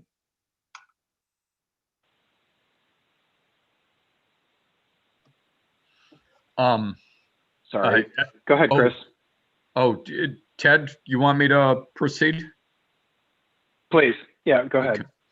Okay. So Ted, I think your point is one that the collective EFAB has struggled with. And I think it goes back to some of the opening comments that Jan made between funding and financing. I think what the opportunity is, and again, thinking with my interaction with the state revolving fund is the state revolving funds as a structure separate from how it may be implemented in any specific state. I think that it's a tool that sort of starts to address those larger questions of an under-resourced community doesn't need to get a bond counsel and get a banker and access and a rating agencies and access the capital market. I think as high impact and as WIFIA has been during its relatively brief lifespan, is there are barriers to entry. And I think what we were trying to do was really put financing tools and what may be on the horizon in the context of this broader regulatory and market conversation on sustainability, green, ESG, and really start to clarify the benefits, because I think, to your question, is the people that need it the most have the least resources and may even have the least interest. And so how do you structure tools and products that make it worth their while? And that was part of my broader thinking. Ted? Yeah, I mean, admittedly, it's a little bit of pushing on a string, and to the point of like the smaller utilities without the deeper benches. But I think you could flip that by saying, I mean, like even just some things that I can observe or take away from the rating agencies. The typical non-financial corporate entity, typical rating is speculative grade, usually deep speculative grade. The SRFs tends to be AAA or darn near close to it. If you have a revenue bond rating, you're usually well into the investment grade end of the rating spectrum. I mean, not just above that, triple B minus, but like our modal rating is A+. And that's pretty much similar across all the rating agencies. Just using 2020 as an example, middle of March, people are pulling money out of municipal related mutual funds left and right. I think like 25 billion or something came out of that market, and it was just cash parked on the sideline. And then as the market started to sort of get past its dislocation, there were entities, and again, I'm talking municipal tax exempt world, hotel occupancy tax back deals like convention centers, higher education, universities, colleges, things like that, were having trouble. Transportation's another one. They were having trouble accessing the market. That cash that was sitting on the sideline looked towards, like, if you're going to have your proverbial flight to safety, water and sewer utility deals were still getting done. So there's still a tremendous amount of confidence in this sector relative to other, if you want to call it, for the lack of a better word, asset classes. But I think that there's still an opportunity to shine and say, well, okay, fine, I'm not a bond market participant. I'm just going to do my 40-year USDA loan, or I can pay $8,000 a month for 40 years because I'm a small utility. But you still have to be able to demonstrate, and again, we talked about this on the Stormwater Task Force, financial capability, financial capacity. But you still also have to show the brick and mortar part of it is in good working order and demonstrate that you're a reliable borrower from the operational nuts and bolts side of it. And I think that there's just an area that at the very least on the disclosure side, you could say, I'm already doing a good job. Wall Street understands kind of the cash flow, cash reserves, and all of the financial stuff. I think they would just appreciate all the more that you've got all of these environmental stewardship virtues, and you're thinking about affordability and EJ and social aspects, and you're a pretty well-run system to begin with, regardless of if you're a 30-person team or a 3,000-person team. So we're not trying to make it where it's punitive. We're trying, that the market forces are kind of already doing that, but there is an area of opportunity where you can kind of look at the other end of that and say, bring out some of the aspects to make it more of a reward and the carrot, not just the stick. So Ted, let me get to a couple more comments we have. So Bill Stannard. Thanks to the team for their work on this. I think I would generally agree that, I would agree that the whole concept of enterprise risk management is a critical component that needs to be addressed by particularly utilities and municipally owned utilities. But I guess I'm struggling with the discussion and really what your expected outcome from this is. Would it be certainly helping frame the importance of risk, identifying risk and identifying how risk will be managed in the relationship to the cost of financing? So from an educational element to the industry, or and then also as far as EPA promoting incentives in the ability to achieve and receive financial assistance either through SRF or through the WIFIA process or the credit markets in general. So my question is just the framing what the outcome of this charge would be when the work group would be done. Ideally, it would be both. I think the former is the low-hanging fruit. The latter would be something that the project charge could flush out, no pun intended.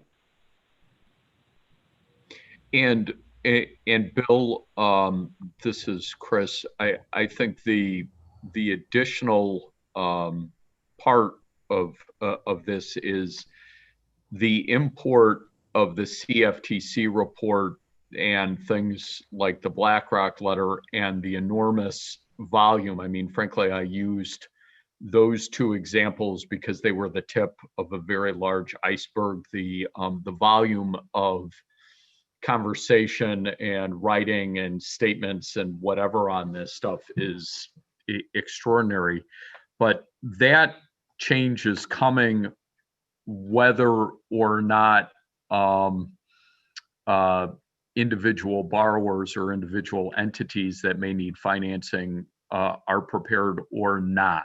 So the import of those two items is a message that, you know, when Larry Fink says we're on the edge of a fundamental reshaping of finance and it's going to happen sooner than most anticipate, that's something that I think all of us involved in this space really need to get out front and center, say and keep saying. The real opportunity is, you know, again, Ted touched upon the size, the fast growth of this, the lack of product, but I think it's really to circle back that EPA has been this extraordinary leader in this space. I think number one, to recognize its leadership, not just from the idea, but importantly on execution, and then position itself for when policymakers are turning for solutions that EFAB, I think Ed had mentioned in the last meeting or two, that we can be a think tank on behalf of the administrator or the administrator's office. What has worked, what hasn't, and what are the opportunities? The risk in essential water utilities, I think, is we've had this very clear discussion of what that is.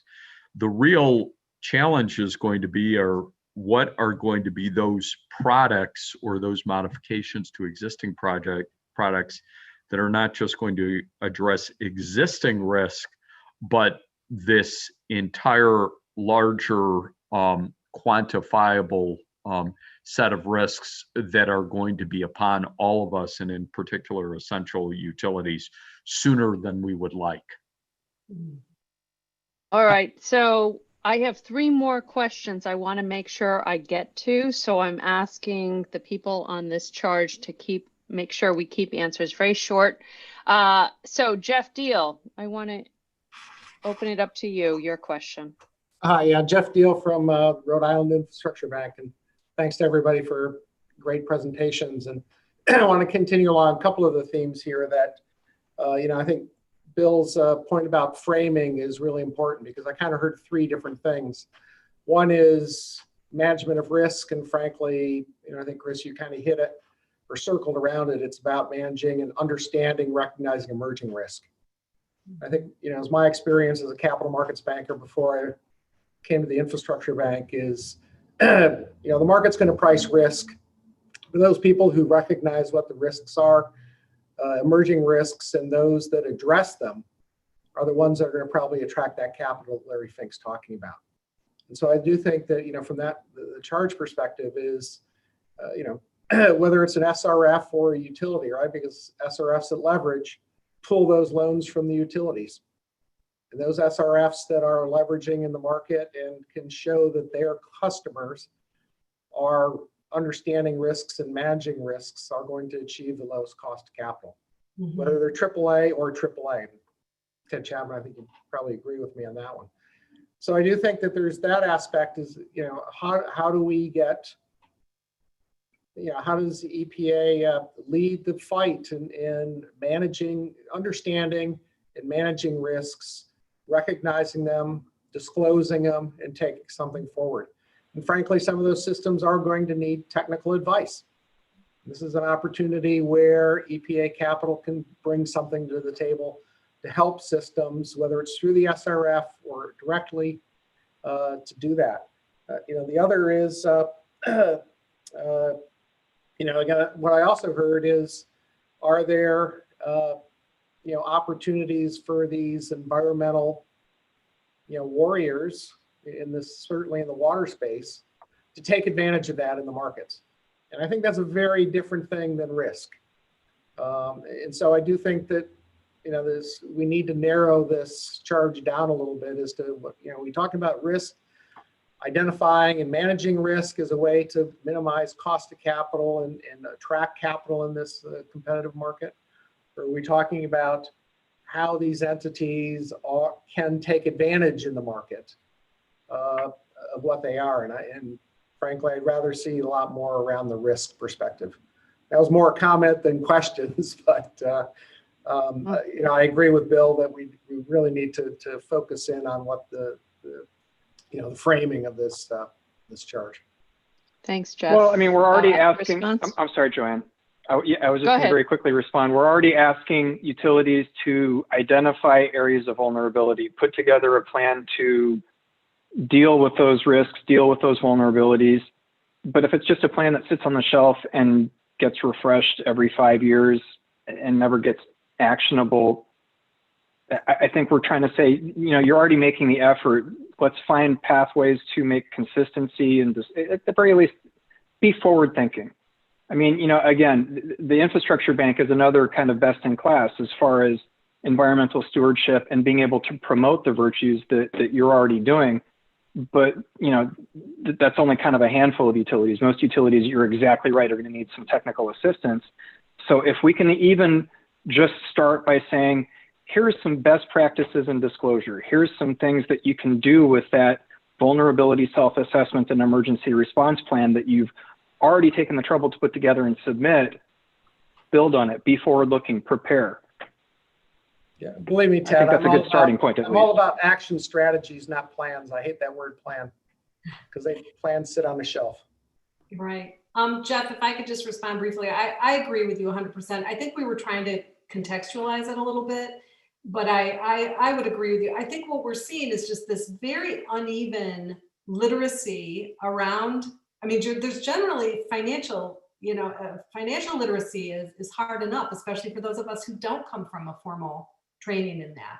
And so, and then there's uneven policy, and I think what we were trying to see is there's missed opportunities because of the potential linkages of this to the fundamental, to other areas of asset management and so on, and the emphasis on resilience. So, but I think your point is well taken. I think we're really trying to, the thing is, I mean, with utilities in general, they fit in a certain risk space in markets, right? That they really have different profiles. And then when you add into that, really this public capital that's coming in, even in the form of financing instruments, the question is whether there is a adequate and comparable addressing of risk. And as Ted keeps coming back to, even just basic risk disclosure, around that, and maybe identifying some case studies of some of the high performing utilities that are really doing good work in this area. Okay, Craig Holland. Thanks, Joanne. I guess I'll get a triple down on Jeff and Bill's comments that I do think that the charge needs to be a little bit more focused on what the outcomes are. I think what I've heard from all three of you is that there's a lot of conversations and analysis that's already happening around risk management, particularly with respect to climate change and climate impacts. And that there is a financial cost, obviously, to what those future impacts might be, whether that analysis is being done by, the bond rating community or the insurance community.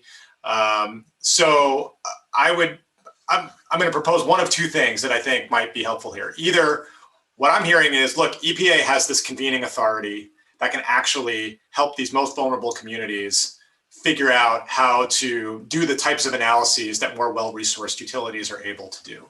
So we run a series of workshops on doing risk analysis, and that's the bulk of the charge. The second piece of this would be because some of those communities might not feel comfortable, stepping forward and saying, I need help, because then they may risk increasing their cost of capital, especially if they are, they're going to have to be as forthright as possible, I think, to get the most out of a workshop like that. So the second way I think you can approach the charge is doing it through a series of case studies where you find utilities that have taken a very concerted effort to identify those risks and have then, as a consequence of that, have reduced their cost of capital. So you have quantifiable evidence of, we take this action, we reduce our costs by this, and now we can do these things that we otherwise wouldn't have been able to do. So I leave it to you to sort of refine the charge, but I do think that in the sort of EFAB fit section, we need more detail on what the exact outcomes are going to look like. Well, and I think Jeff Deal sort of summed up, I think, what the goal is from my perspective is, how do we, in the central utility sector, how do we address these emerging risks that are large and potentially catastrophic, and at the same, and in the context of those risks, still achieve the lowest cost of capital? And I think he, at least for my mind, gave me a headline or a framework that we'd been searching for. And then I think from a strategy perspective, I like your tactical suggestions of, it could either be using the convening authority to do workshops or through case studies. But I think I think that we've had, for the newer members, we've had two really tangible results over the past couple of years. I think one sort of on a small scale, but a very interesting approach, was the backhaul, and then on a much larger and yet to be seen impact of the stormwater report to Congress. Because again, to Jeff's point, the people on this board, we are not interested in reports that sit on a shelf. And I think with the 30-year history and the work that I think we've contributed to over time for the centers, the SRF, and the WIFIA, I think it might be an opportunity to underscore that in the context of this larger emerging risks on the way to achieving the lowest cost of capital. If I could just add, I think there has to be a client, and I think that client at EPA, I think those deliverables should be developed in sort of an iterative process. And so, but I 100% agree with your point. We struggled with that too. We sort of left it a little loose on purpose. Thanks. So David, I'm going to let you have the last comment. I want to give enough time to the other charges. So go ahead, David. Can you hear me? Yes. All right. So David Zimmer from the New Jersey Infrastructure Bank. I'm going to kind of pull this argument over to the left a little bit. Great idea, focus in on cost of capital. Anybody that's an SRF program on this call understands exactly what we do on a daily basis with that issue. The issue for us is the utilities that we're talking about in the state, most of them are going to come through the SRF to borrow. So if you're talking about lower cost of capital, most of the programs that make these loans, not all of them, but most, make loans at the same rate across the board. So in New Jersey, it doesn't matter whether you're AAA rated or BBB rated, you get the same rate when we go out and we do a financing, right?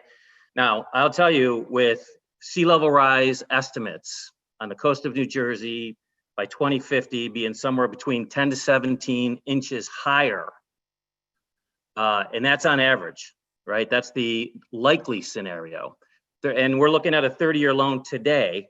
There are going to be a number of our coastal communities where we estimate a large portion of those communities will be underwater, and I shouldn't be making 30-year loans to them.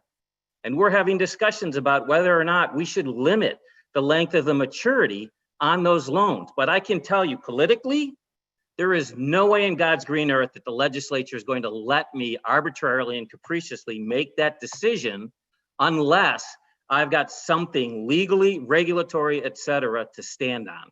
So as an actionable item and where this charge might go, I think it makes a lot of sense for EPA to be given the SRF's guidance.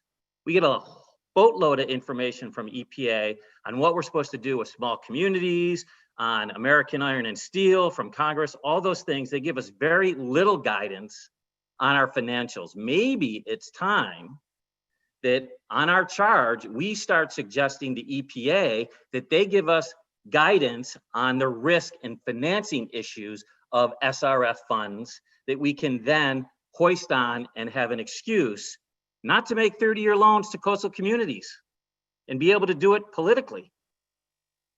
I'll leave you with that. Great comment. Great comment. Yeah, my word. I knew better than to call on David. What was I thinking? All right, listen, Margot, did you have something? I don't want to neglect your comment here. Did you have something very short? You're muted. Sorry. Yes, it's short. David's comment was amazing. I really appreciate it and second it. When I was looking through this charge as a new member, I think the question I would have back probably also echoes what a lot of people have said about narrowing the focus. I'm missing the materiality, right? Because there's risks everywhere. Investors are constantly evaluating risk, but there's a materiality threshold for every risk. And I'm talking about this outside of enterprise risk management and more from an investment market perspective, because we're talking about cost of capital. So what risks actually affect the cost of capital? And as David just laid out, some risks that should be aren't. And so like, I think there's perhaps a way to look at this where we can talk about material risks from a financial perspective that may not be taking into account today, and how you might do that. Excellent. Thank you, Margot. All right, all of you, I really appreciate all the feedbacks, great comments, and David, you know I was teasing you. All right, I want to move to stormwater credit trading. So let's start with, I've got a few. Let's start with Carl. How about we go there? Sure. Thanks, Joanne. Very interesting topic on the stormwater credit. Craig and Ted, nice presentation. I did have a question for you. I did read the American Rivers document on establishing a stormwater credit program, and that's a nice document too. I was curious as to how our charge would add to that or build on that, or kind of what's missing in that document that we could add to. Thank you. That's a great question, Carl. Thank you. So American Rivers is, excuse me, they are spending a lot of time working directly with those communities to apply some of the principles that were incorporated into that document on how to build out a program. And so, as I mentioned in my presentation, they're taking a very bottom-up approach. And they have funding, they have a consortium of NGOs that have funding to go out and sort of run these academies with various communities to help them understand how to sort of advocate for that programmatic approach. What I think is missing and what we're not seeing is the process. They go to those communities, they work with them to sort of build up a base of support for this work. They kind of outline the programmatic guidelines that are most appropriate for that community. And then they approach the regulator and they will say, we want to have a conversation about this and incorporate it into our next MS4 permit. But the regulator is then seeing that information cold in many ways, because they're not getting guidance from top down at EPA to say, why don't we think about how to incorporate this idea proactively into a conversation about permit renewals. And so again, in my mind, this charge would be very narrowly focused on top down, EPA providing guidance to the regions and the states to say, this is what this looks like within a regulatory context for you. And that way you can meet the communities where they are and have that conversation in a meaningful way and find the best local solution that makes sense in that community. Hopefully that answers your question, Carl. It does. Thanks. That makes a lot of sense. Thanks, Craig. Great. Okay, George Kelly, I knew you'd have a question. Go ahead, George.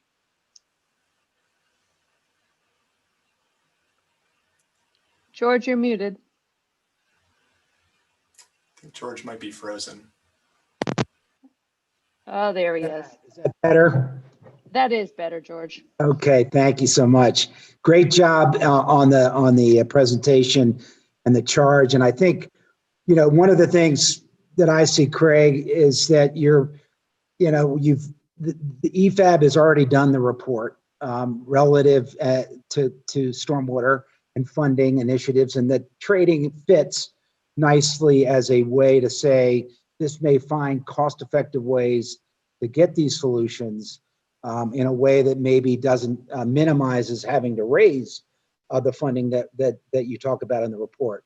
One of the concerns I have when I see the charge, a couple things. One is the volume versus water quality side of the equation. I think we need to be broader and making sure we're clear that we're not just talking volumetric, but we're also talking water quality side of the equation.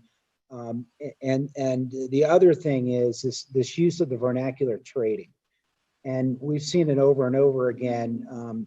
Trading has a certain connotation relative to cap and trade. And I would argue that the DC program is more of an offset, not a trade scenario. And so one of the things we might look at is saying, can we make it broader to say stormwater market-based solutions? Because when we look at this, it's not just trading, it's offsets, and it's also this performance-based solution approach that we're seeing in the Chesapeake Bay and elsewhere that really doesn't fit that definition, and I think we could really help. The final point relates to kind of going back to the earlier question, which is when you look at stormwater, a lot of these are delegated programs, and then the state takes on its own approach.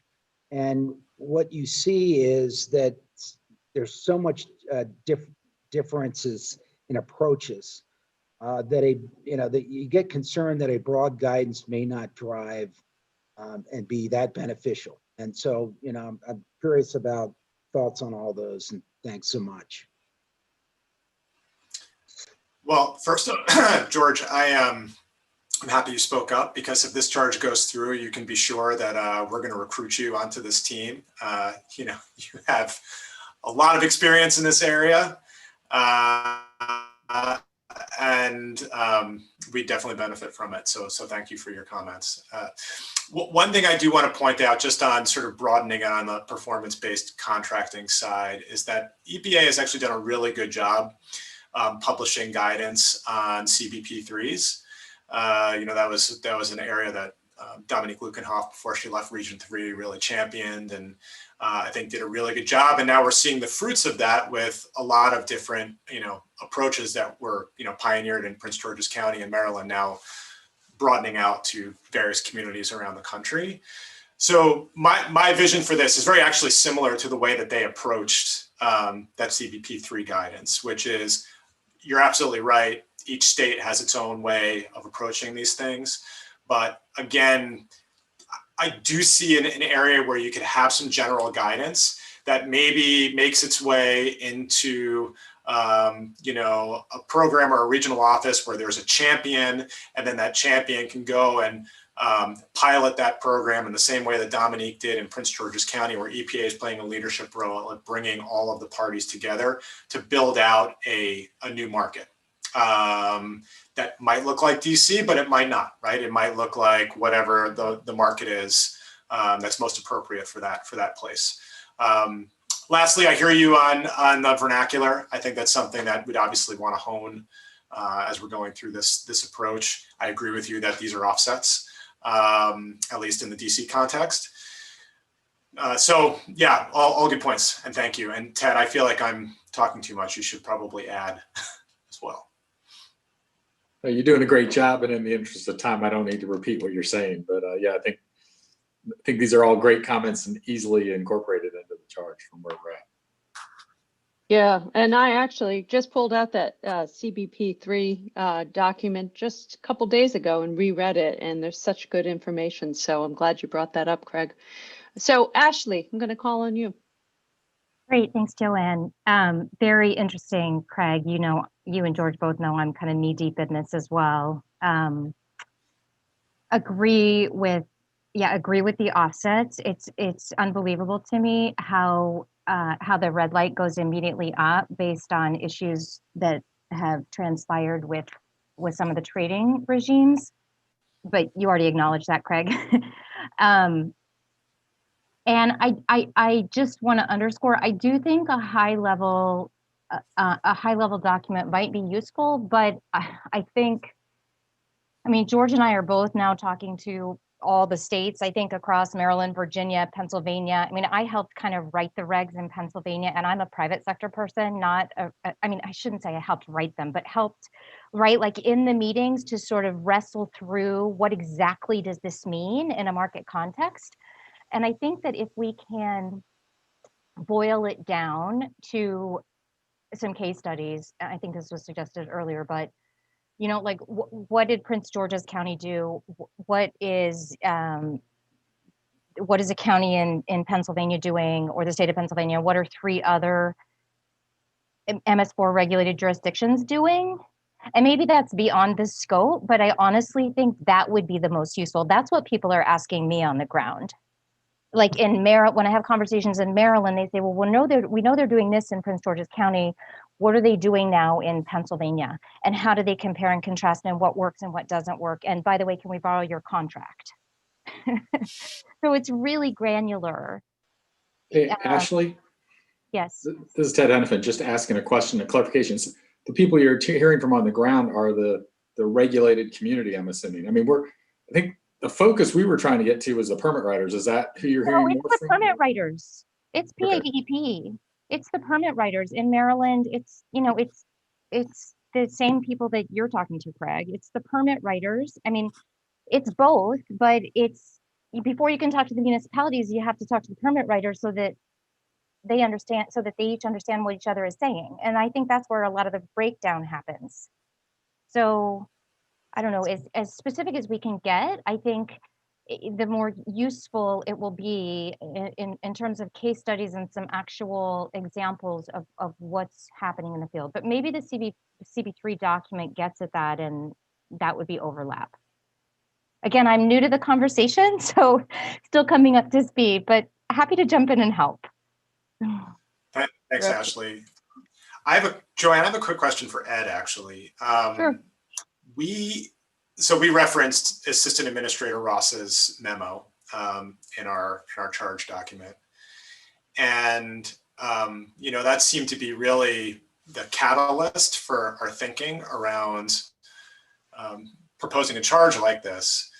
So I'm curious if we might be able to, as we're honing this and we're getting more feedback from the board, if there's someone within the Assistant Administrator's office we could talk to make sure that we're honoring the vision that he had for writing that memo, which very clearly stated that EPA should be providing guidance to the regions and the states around market-based solutions. but didn't give a whole lot of specificity over what that exactly looks like. I think it was more sort of a clarion call. And so I think that would be, if it's possible, I think it would be helpful. So Joanne, actually Joanne and I talked about this as a part of a process discussion. I think you are at a stage, and all three of the proposals that are the charge proposals that you're discussing, as I recall, are member driven. And you'll recall, for new members, I will just share with you that prior to me coming on board in the recent history of EFAB, almost all of the charges came directly from the agency asking EFAB for advice. But when I came on board, there was a great deal of interest in EFAB members also saying that there are issues that are not being asked of us that we would like to discuss as well. So these three are actually the first of those in that category. So again, Craig, I'll go back to the SOP. And when we say, Joanne and I talked about the fact that all three are in step 3, which is basically at that stage, Craig, that you're asking the question where, is there an interest in EPA and is there support for it within EPA client office? In this case, obviously Dave Ross's office, Office of Water would be the client office. So I think, again, as a matter of process, if there is enough interest in this charge topic to move it to step 3, and then I think Joanne and I as a liaison here to make sure that I will advocate and try to find a sort of a client in this particular one. And you know who the client is on this already. And the reason that we had this process in place is not because of the fact that it wasn't really about the issue, whether it's relevant or not, but a lot of it has to also depend on the timing and how and the resources that are available to support you on all of this as well. So I think those are some of the factors that we'll discuss. But I think today it's really some of the discussions that you're having, I think are very relevant. But at the end of the day, I think Joanne is still going to call for a decision whether or not there's enough here for us to engage EPA and to talk about the next steps with that. So this is not a done deal, obviously, as Craig is asking, and that's absolutely the relevant process question. That's right, Ed. And what I plan to do is spend about 15 minutes covering the last charge, and then the remainder of our time on this session will be to discuss exactly that and see where we go. So with that, George, your hand is still up. Is that from before? Did you have another last comment you want to make as I close this part out? No, I'm done. Thanks. Okay, thanks, George. All right, thank you for that. And I want to go to water affordability. Please go ahead and put your hands up if you have a question for either Eric or Ted Henifin. Ashley, is your hand up from before, or do you have a question for water affordability? Okay, Cynthia Kohler. Hello, thanks. Nice to see all of you today. For those of you who are not familiar with Water Now Alliance, we're a network of water utility leaders, both management and political decision makers, with an interest in advancing greater climate resilience, environmental sustainability, in addition to addressing equity and affordability issues in the municipal water space. So I'm just wanted to say that I'm super excited about all 3 of these charges today. And really, it's just been a very exciting first meeting for me. On this particular charge, I think my question is really for Eric. I very much appreciate the focus on affordability, and in particular, the notion of repositioning perceptions about the utility role in the community as public health providers.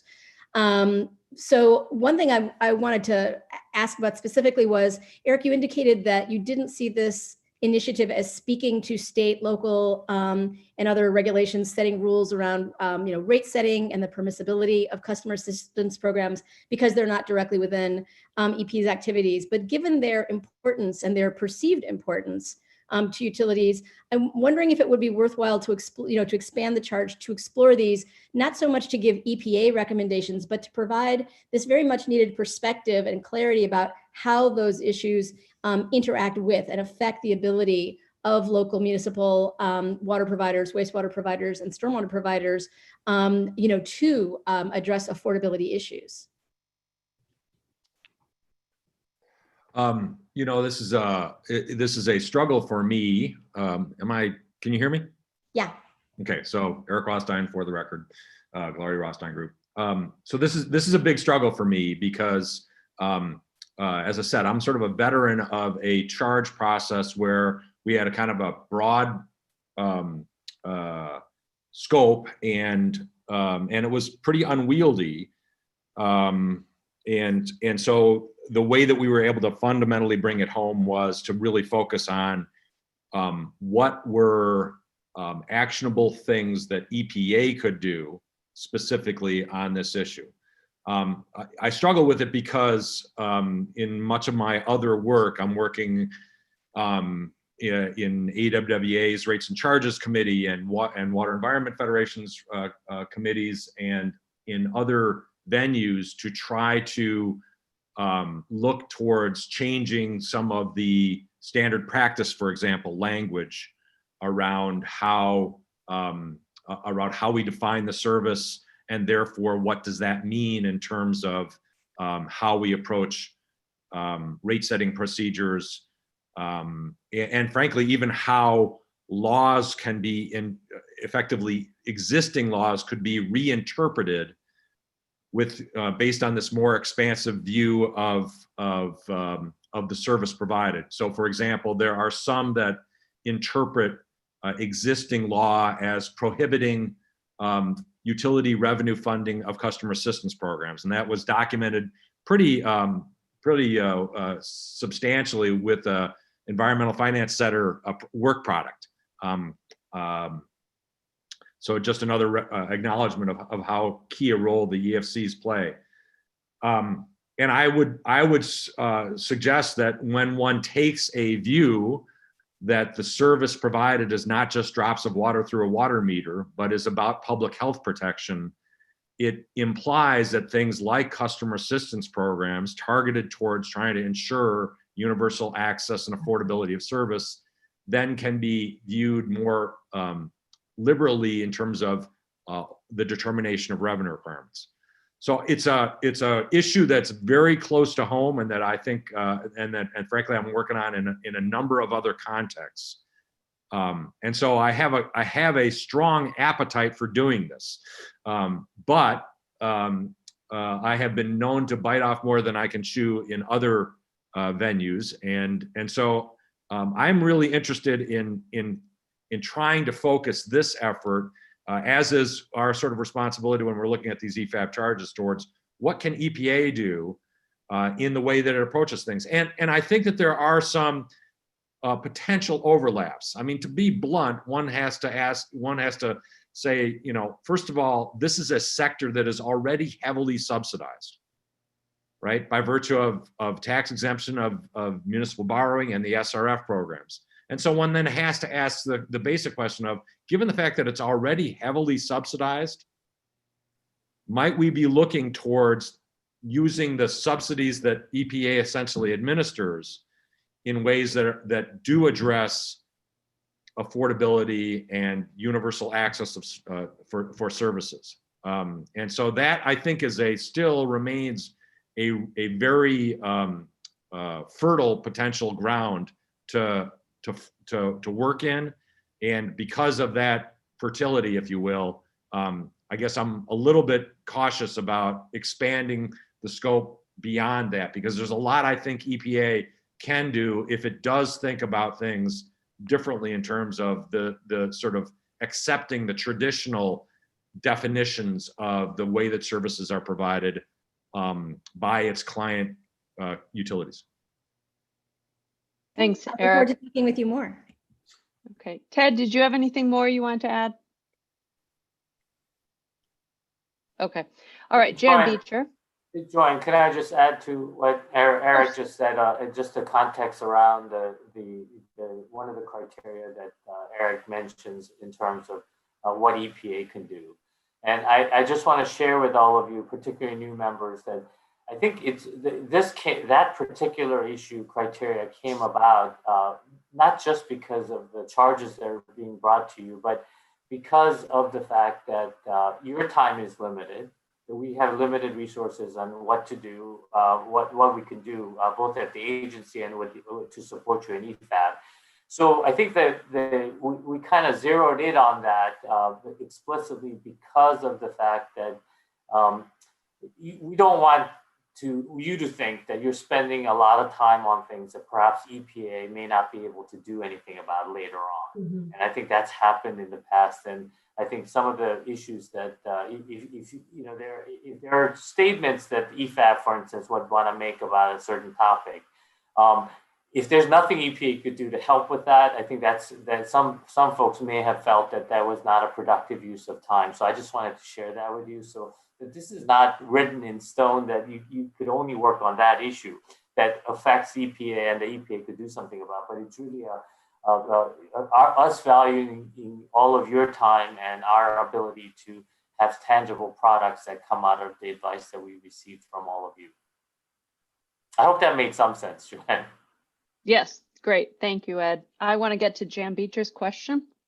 Yeah, so thanks. So Eric's not the only person working on this in the world. And so it's a topic that's really important to me too. And a lot of my work centers on these issues. But I do have some concerns. I've had concerns for a while about EPA venturing into an economic regulatory role. And I actually think the discussion you're raising is relevant in part because I see language on the EPA website that seems to endorse, for example, full cost pricing and stormwater utilities and sort of the utility model. And so and Eric and I, we both have struggled with this for years. And so I think if anything to bring, not necessarily I don't think the goal should be to try to turn EPA into an economic regulator. I don't think Congress had that in mind for EPA, but actually to bring them back to public health and environmental. In other words, to return to what Congress said they were supposed to do. Now, that said, but and again, I don't think I don't care about these issues because I care deeply about them. But I also would say I give a presentation on EPA's mandates, and the issues of affordability are raised in about a half a dozen I got my presentation over here, parts of the Safe Drinking Water Act. So it's not there are legislative levers there that could be brought into the conversation. But I think it's more, about sort of neutralizing EPA on these issues, which could then open the door from a public policy standpoint to thinking more broadly. The other major concern I have, Eric, is that, as you know, there have been 110, reports, analyses defining the affordability problem.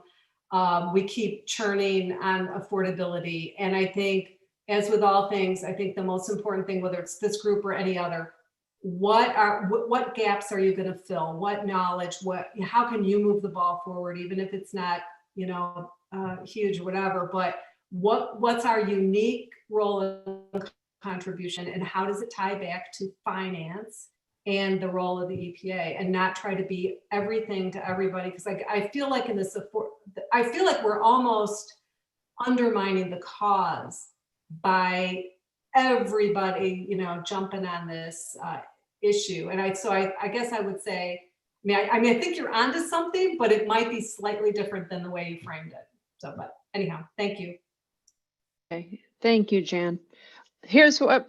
I'm sorry. Did you want to respond to that, Eric? Do you want to comment? Well, just general agreement. This is not about trying to have EPA serve as an economic regulator. I certainly agree with that.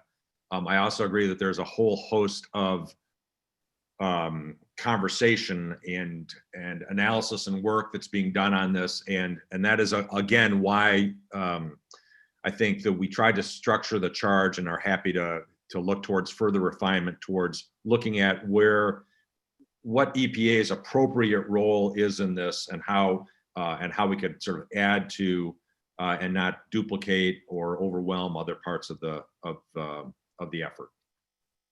Okay. Thank you. So here's what I want to do now. We've got 20 minutes and I feel like we're right on time. I want to spend the rest of the time for this session going through each of the charges, whether we want to take them on or not. But before I go there, I want to give you some reminders. So Ed talked about needing, if we do this, we need to have an EPA sponsored office, right? Somebody we can work with. There's, a support services that we need from the staff of EPA to help guide this process. 4 charges. Now we've already agreed to the opportunity zones, right? So that means we have 3 more. Keep in mind, that's a lot of charges to be, moving forward all at once for EFAB. This is a big board, but it's still quite a bit to take on. Having said that, there is a way, if you decide that all of these have merit, there is a way to be able to stagger. Some are more urgent, some are less urgent. We could take them on and be able to work on 1 or 2 now, and then move forward on something else later on. Or we could say, listen, this isn't where we need to go right now, and not take this on. What will happen next is I will call to see what type of support we have for each charge individually. Then if we proceed with these charges, we'll ask for people who want to work. And it sounds like even if we take on all 3, there's some refinement needed on each one of them. And then we still have to understand what it will look like. Is it that, consultation workshops were mentioned, the advisory letter? We're not quite sure yet, and that's okay. We have time to, really massage this better, and then bring it back to the DFO and the chair and see if there's more interest and work with EPA. But it would have to go to, even if there was, we need full presentations at the next meeting. So we do our homework in between, and then at the next full board meeting, which will be sometime this winter, we'll have formal presentations. Ed, did I leave anything else out in that process? No, you did not. But I just wanted to share kind of the other aspect of the workload, which is, I think Joanne touched on this, but I think for you, it's really about the board members' time. But I'm also seeing what EPA has to do to support you. So for instance, the Opportunity Zone, as soon as that was approved yesterday, I had a conversation of Office of Policy, because that particular charge, as you know, was brought to the board. It was not a board generated charge. So they have committed already to staffing that. The regions have already supported also, both regions 5 and 7 are also supporting with staff for that. So that's how it would normally work. Now with these 3 that you heard today, they all seem to be going to, I take that back. With respect to the first charge, I think depending on what the scope of that is, whether it's really about cost of capital just to water utilities or other environmental concerns, but if they're all going to one program office, like Office of Water, there will be some discussion about how that's going to be supported by whom and by whom. So I think I just want everyone to kind of consider that as well. And I think what Joanne said about the timing is also important, which is, as with any workload, you can always stagger this out. So if you think that there's certain charges that are much more important to get to sooner than later, I think that would be good to hear from all of you as well. Thanks, Ed. Okay, I want to start with that first one, environmental risk and cost of capital. Actually, Eric had a hand up, Joanne, before. Oh, thank you. Sorry, Eric. Go ahead, Eric.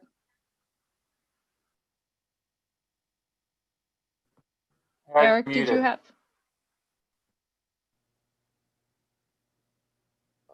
So understand that when we put the affordability thing together, we didn't know about what the timing of the EPA's release of the financial capability assessment guidance would be. I imagine that many of the people that we would look to helping support that effort are going to be awfully busy with dealing with that, the comment period related to the FCA guidance. So I guess I'm volunteering that we could suspend this charge until the next and take it up at the next meeting. I haven't asked Ted about that if he's okay with that, but I just it just seems to me that we're already loading up the plate of the people that at EPA that are in a key support roles, and to be sensitive to that, I think it might be appropriate for us to push ours back a bit, given what has been released in just the last few weeks. And Joanne, I'd agree with that. We had no idea that thing's been churning forever, and that it dropped out just a couple weeks ago. Is pretty amazing timing. So, yeah, I wouldn't have any problem with that recommendation at all. Okay, thank you. So what I'll do is assume that we could table that vote and further discussion until the next board meeting. So with that, having two on the table here, so I want to go back to environmental risk and the cost of capital. Do I hear support for that charge? Does anybody want to make a motion? This is Cynthia. I motion to move for a full charge. Oh. Okay, that's Ted, and then Cynthia. I'm happy to second.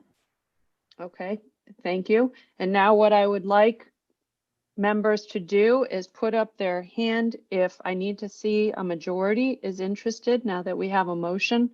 So please put up your hand if you are supportive of this effort, this charge.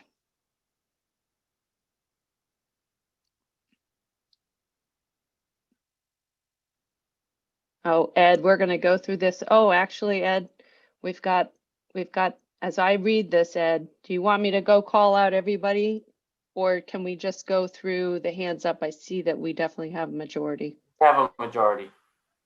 I'm sorry? And I appreciate people who are not the members of the board not voting. Yes.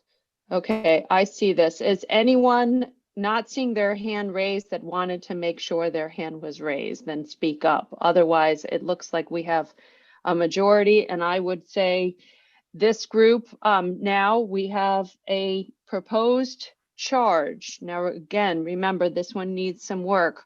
So if all of you could remove your hands at this moment. Well, Joanne, but for the record, I wanted to make sure that everyone did vote because we're recording this, but the other part of it is I noticed that Ted Chapman did not vote, and you are a sponsor for this, so. Well, I made the motion, but yes, put me down as an aye. All righty, thank you. I didn't know if that was duplicative or not. I'll have to refresh my Robert's Rule of Order. Thanks. Thank you. Good catch, Ed. All right, what I'd like to do, so please, everybody, right now, put your hands down. Thank you. And now, if you are interested in working on this, now, this could be less than 10, but I need a team to help. Please put your hand up if you're interested to work on this charge. Okay, and yesterday I missed one. So let me read it off. I've got Cynthia Kohler, Mariana Peavy. I've got Craig, Phyllis, Angela, Jeff Deal, Jan Beecher, and Ted Chapman. How many is that? Less than 10? 2, 4, 6, 8. And oh, you've Chris got a needs good to group. be on this because Chris. And Chris Meister, yes. Yes. All right, we've got a big group on that one. So Yeah, let's that's take quite those a, names. Yeah, let's take those names for now, and we've got enough interest, and then we could work on whether we need less on that group. And so Colleen, thank you. Colleen also just raised her hand. Oh boy. All right, we've got Colleen. Yeah. I think I've got everybody. Okay. All right, I'm moving to the next one now, which is everybody please take your hands down. Jan, just put your hand down, and Cynthia, please. Thank you. Let's start with a clean slate. I'm moving to the stormwater credit trading. Do I have anyone who would like to make a motion here for this charge? I'll move Chris Meister. I'll second Okay. Bill Stannard. Okay, Bill Stannard. All right. Now, George, put your hand down, please. I think he's already wanting to be on the board. I mean, I assumed that George would be the first one to raise it. All right, so let me just make sure I start with the clean slate and ask if you are interested in supporting this charge moving forward, please raise your hand now. Oh boy. Wow. Okay. We definitely have majority here. Having said that, if somebody does not see their hand up, who is a board member only, please let us know. Otherwise, we will record it as a charge that has been approved by the board to move forward.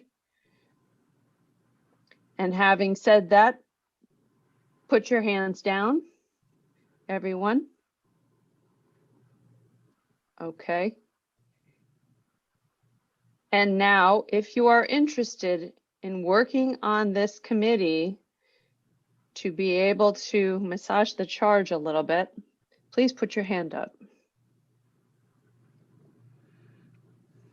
All right, and just to make sure I've captured everyone, I've got Cynthia Kohler, I've got Ashley, I have Zach, I have Craig Holland, Carl, Brent Anderson, George Kelly, and Stacy.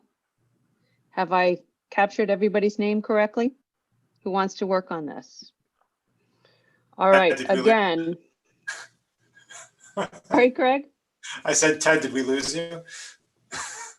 Yeah, I'm thinking, seriously, I'm a little concerned that we're biting off as more than we can chew. And so, yeah, while I'll be willing to help, I just think that these two charges plus the opportunity zone, we're overwhelmed. So I'm thinking it was a binary choice, and unfortunately, the other one went through first. So I didn't vote for either, actually, because I thought it should be an either or proposition. But I'll be willing to help, Craig.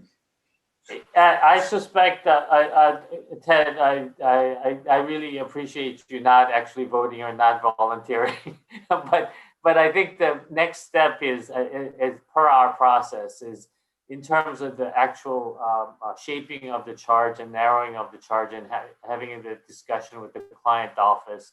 I think could have a much more narrowing impact as well. So I think, as I understand from Joanne, that you're voting on whether to move to that next stage as opposed to yes, this is a level of work, right?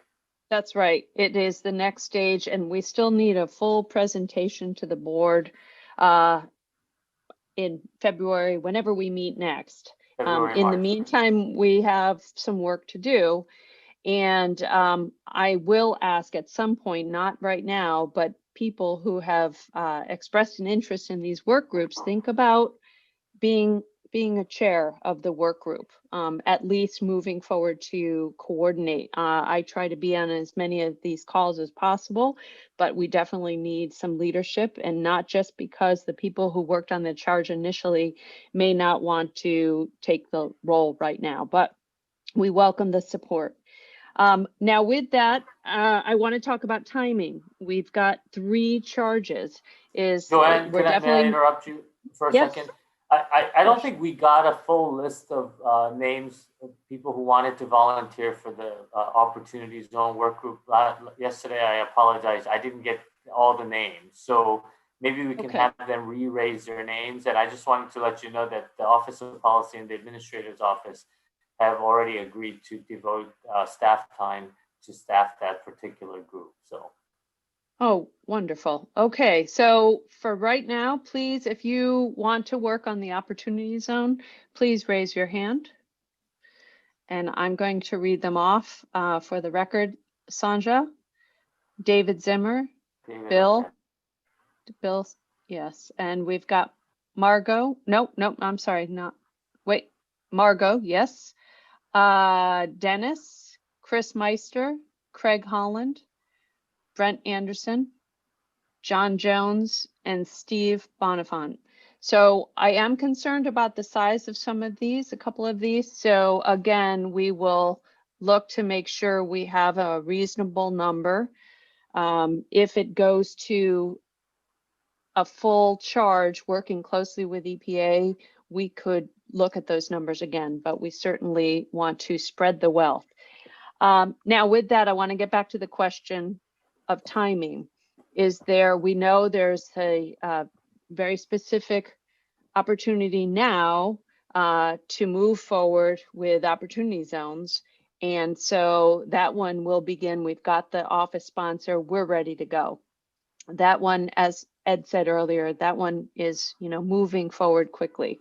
Now with the other two, is there one that's more pressing than the other? Or are they both equally in terms of moving forward right now and ready to start wordsmithing and timing? So they're both of equal importance to move forward. Are you ready to begin formulating and cleaning up that charge? Just go ahead and unmute if you have. We have comments. We have two hands raised, Joanne. Oh, I'm sorry, I didn't see that. Sanja?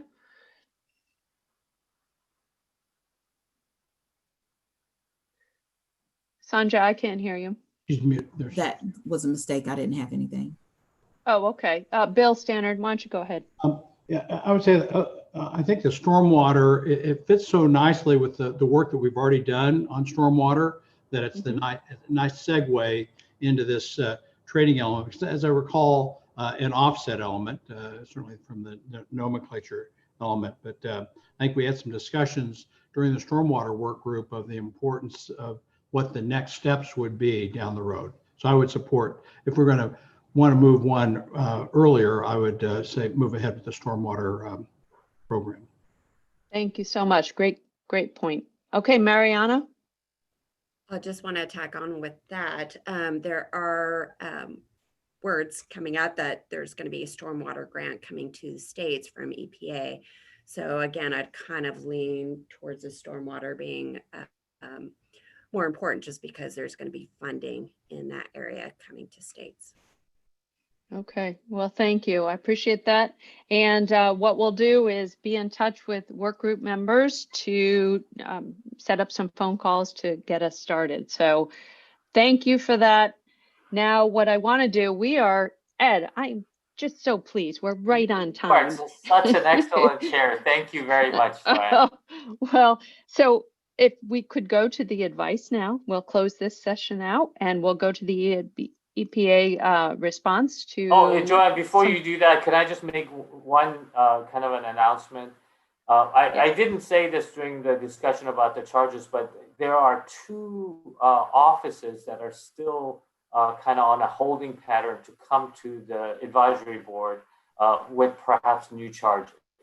And one that's been sitting out there for a while is Office of Air on a clean energy issue that they wanted to engage, and that's still on deck. And then we didn't have time to make it work for this meeting, but there is also another charge that is likely to come from the pollution prevention program, which is out of our Office of Chemical Safety and Pollution Prevention. So those may be two topics that are coming in February, but as I said earlier, that is really going to be, again, about your time rather than EPA's time, because those are two charges that are coming from two separate offices. That's now water. Today's charges, I think there was a sort of a concern about the workload because the water office will be taking two charges. But those two, when they do come up, I think the board would have to, again, consider your time in engaging with these program offices. And I'm sure they'll have a good presentation and the kind of the urgent matters. I don't think they're urgent because they've been waiting, but I think they'll be a very interesting topic that I think the board hasn't considered in a few years, last few years. Okay, thank you. I'm excited about all this work. This is great. So I want to then move to the EPA response to recent EFAB advice. I know everybody's very excited about this to hear the feedback. I want to start with Ellen Tarquinio with the Water Infrastructure and Resilience Finance Center. If Ellen is ready, Ellen backstopped us on the Stormwater Infrastructure Finance Report, and I just want to say I acted as a co-chair on that project, and the team did such an amazing job. The consultants who were involved just really gave their all. And with Ellen's leadership, she kept us together. She kept us on track. She backstopped us in every way possible. And I just really want to thank her for all the work she did. And it just shows the level of support we can receive from EPA on some of these charges. So with that, Ellen, if you are ready to go. Sounds good. Well, thank you so much. And I know there's a slide deck, but while that's getting loaded, I just want to thank all the members who were part of this work group because, as Joanne said, it was a tremendous amount of work in a really short amount of time.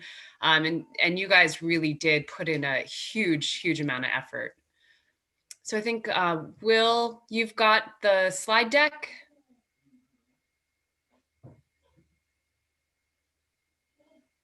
If he's online.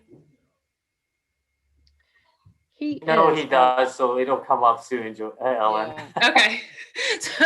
So while he does, or while that's getting loaded, I'll just start by saying that this is going to be a little bit of background for those new members, a little bit of a refresher for those of you who were part of this work group and who have maybe moved on to other things and it's not on the top of your mind.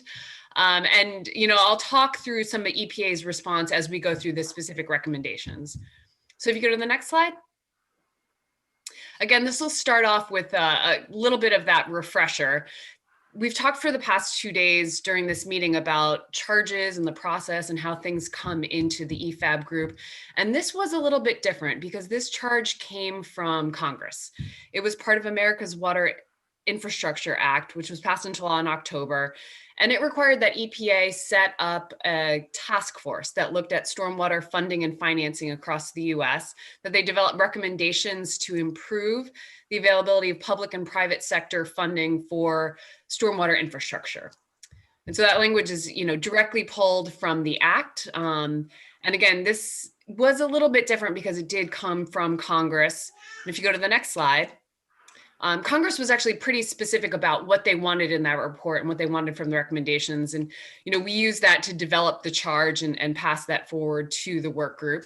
It was in really 3 different areas. The first one to look at how funding for stormwater infrastructure has been made available and utilized in each state, to identify the source of funding and how it affects the affordability of that infrastructure, and to evaluate the sources of funding and whether or not they're sufficient to support capital expenditures and operation and maintenance costs. As Joanne said, and I think it's been alluded to a couple times during the past few days, this was a huge, huge amount of work, a little bit unwieldy, a lot to do in a very short amount of time. So if you go to the next slide.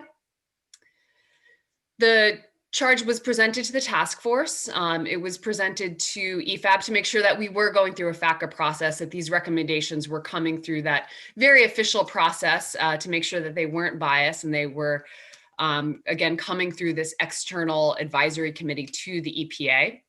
There were 14 members of the EFAB that were part of this group, and there were 19 invited external experts. They were selected through a federal registered notice, and they were all screened and selected to be part of this group. And this group of people, I know I cannot understate how much work they did under the direction and guidance of Joanne and Rudy Chow. And then there were section leads, because again, this was a very large charge with a lot of different areas. So Pam Lemoyne, Ted Hennepin, and Ted Chapman all stepped up to really lead each one of those different areas that we just went through on the previous slide. I'm going through this kind of quick because again, this is a little bit of a background and a refresher for all of you who were part of this group. And I want to make sure that we spend time on the recommendations and what we're doing. The charge was accepted March 20th, and the recommendations in that report was submitted to EPA March 30th of 2020. So it was about exactly a year from getting the charge to submitting the report to EPA. If you go to the next slide. The recommendations, again, we're part of this large report, and I'll have at the last slide a bunch of the links in the website so that you guys can go on there. If you have not read the report, please do so, because it is fantastic. And there was a ton of work that was done, and it's a really comprehensive look at how stormwater is being funded across the US currently. There's detailed descriptions of the stormwater funding and financing mechanisms that are being used. There's some very concrete examples, because that's definitely one thing that we've heard from a lot of people is they want to see specific examples and case studies on how people are using some of these creative and innovative approaches to fund some of their stormwater. There's over 20 different case studies that look through, very different approaches of how communities and municipalities are looking at this challenge that they have. There's also a very large database on stormwater funding options by state. And this is something that, was put into the OEA, the Congressional Act. And it's something that has been requested from people to have a different database that looks at stormwater funding options. If you go to the next slide. So a quick summary of, again, it's over 100 pages of great work that the task force did to look at stormwater funding. So the quick summary of what they found is, what you all found, is that stormwater funding is not sufficient to meet the needs that are out there, that there's a significant gap between the needs and the available funding, and that it ranges somewhere in the $7 to $10 billion range. And that's based on a lot of studies that have been done from other groups. Again, because of the short amount of time, there wasn't a separate study that was done, but there was a great comprehensive look at the different studies that are out there. And it's, again, $7 to $10 billion. And that might even, as you'll see in the report, be a little bit short of how much is needed. The recommendations started at around 40 different recommendations. There was a lot of really great thoughts about what could be done. And over the process of several virtual meetings, we got into the virtual meeting realm kind of early, so we were ready for COVID times. But there was a lot of these meetings that the group came together and refined the recommendations, kind of scaled them back to things that could be done, things that they wanted to pass forward, to really two different categories: allocating new federal stormwater funding and providing stormwater funding education and technical assistance. And there's 8 different recommendations that fall into those two categories. So you can go to the next slide. And I'm just going to walk through these recommendations. And as we walk through them, I'm going to talk a little bit about the EPA response. One of the big questions that I'm sure you all have who worked on this and that we've gotten is, has the report gone to Congress yet? We submitted this to EPA. Where is it? And I will say that the bureaucratic wheel that we are in has taken quite some time, and that the report has gone through many, many different reviews, and it is sitting in our front office waiting to go over to the Office of Management and Budget to go to Congress. And so we have the report, it is finalized, and it is just waiting to go over to Congress. The report to Congress is a little bit nuanced, is primarily made of the EFAB report. The EFAB report has not been edited, it has not been revised, for the recommendations are coming in as you guys presented them to EPA. We included some background information, some primer to this report, a little bit of a summary of some workshops that we did around the country on stormwater funding and financing. And again, that is the report to Congress, and it is waiting to go over there. We're all anxiously anticipating that, and we'll give you an update as soon as it does get cleared out of the lovely bureaucracy that we're in.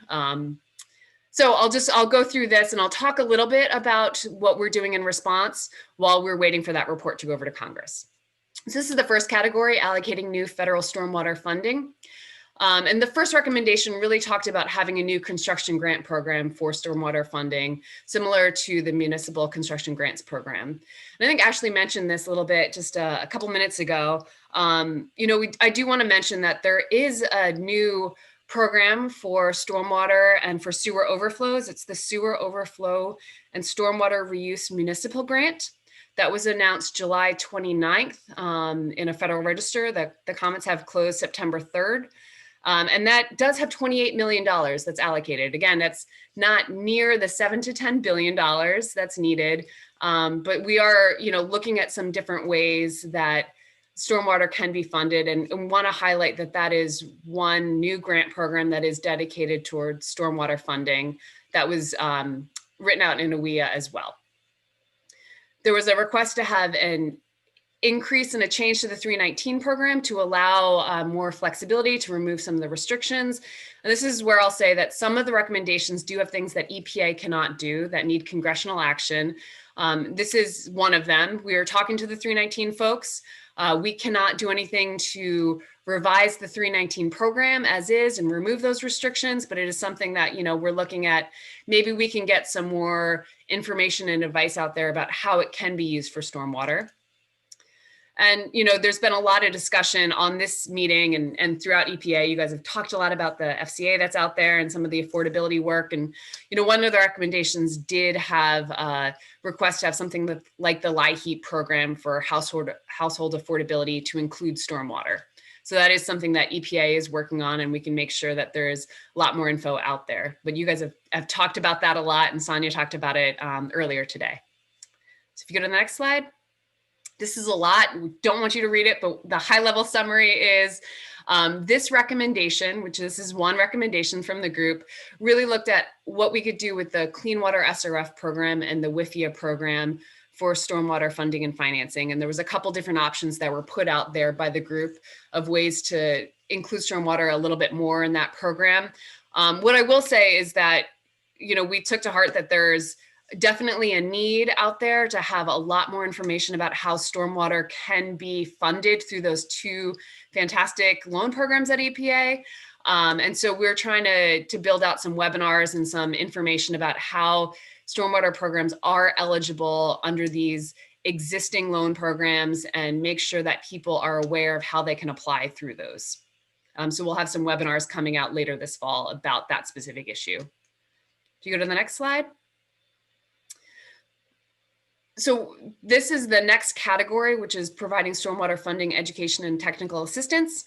The first recommendation here is, to provide funding, education to elected officials, administrations about stormwater funding. I'm going through these pretty quick because I want to tell you that, one of the things that we definitely took to heart from this recommendation and from all the great discussion you all had is that there needs to be multiple levels of education and technical assistance out there, and that we need to really reach out to a lot of different audiences. And so that's something that we're working on, is how we can create information to educate people, to take some of the great work that the EFCs are doing and make that more publicly broad. Again, we're going to be doing some webinars.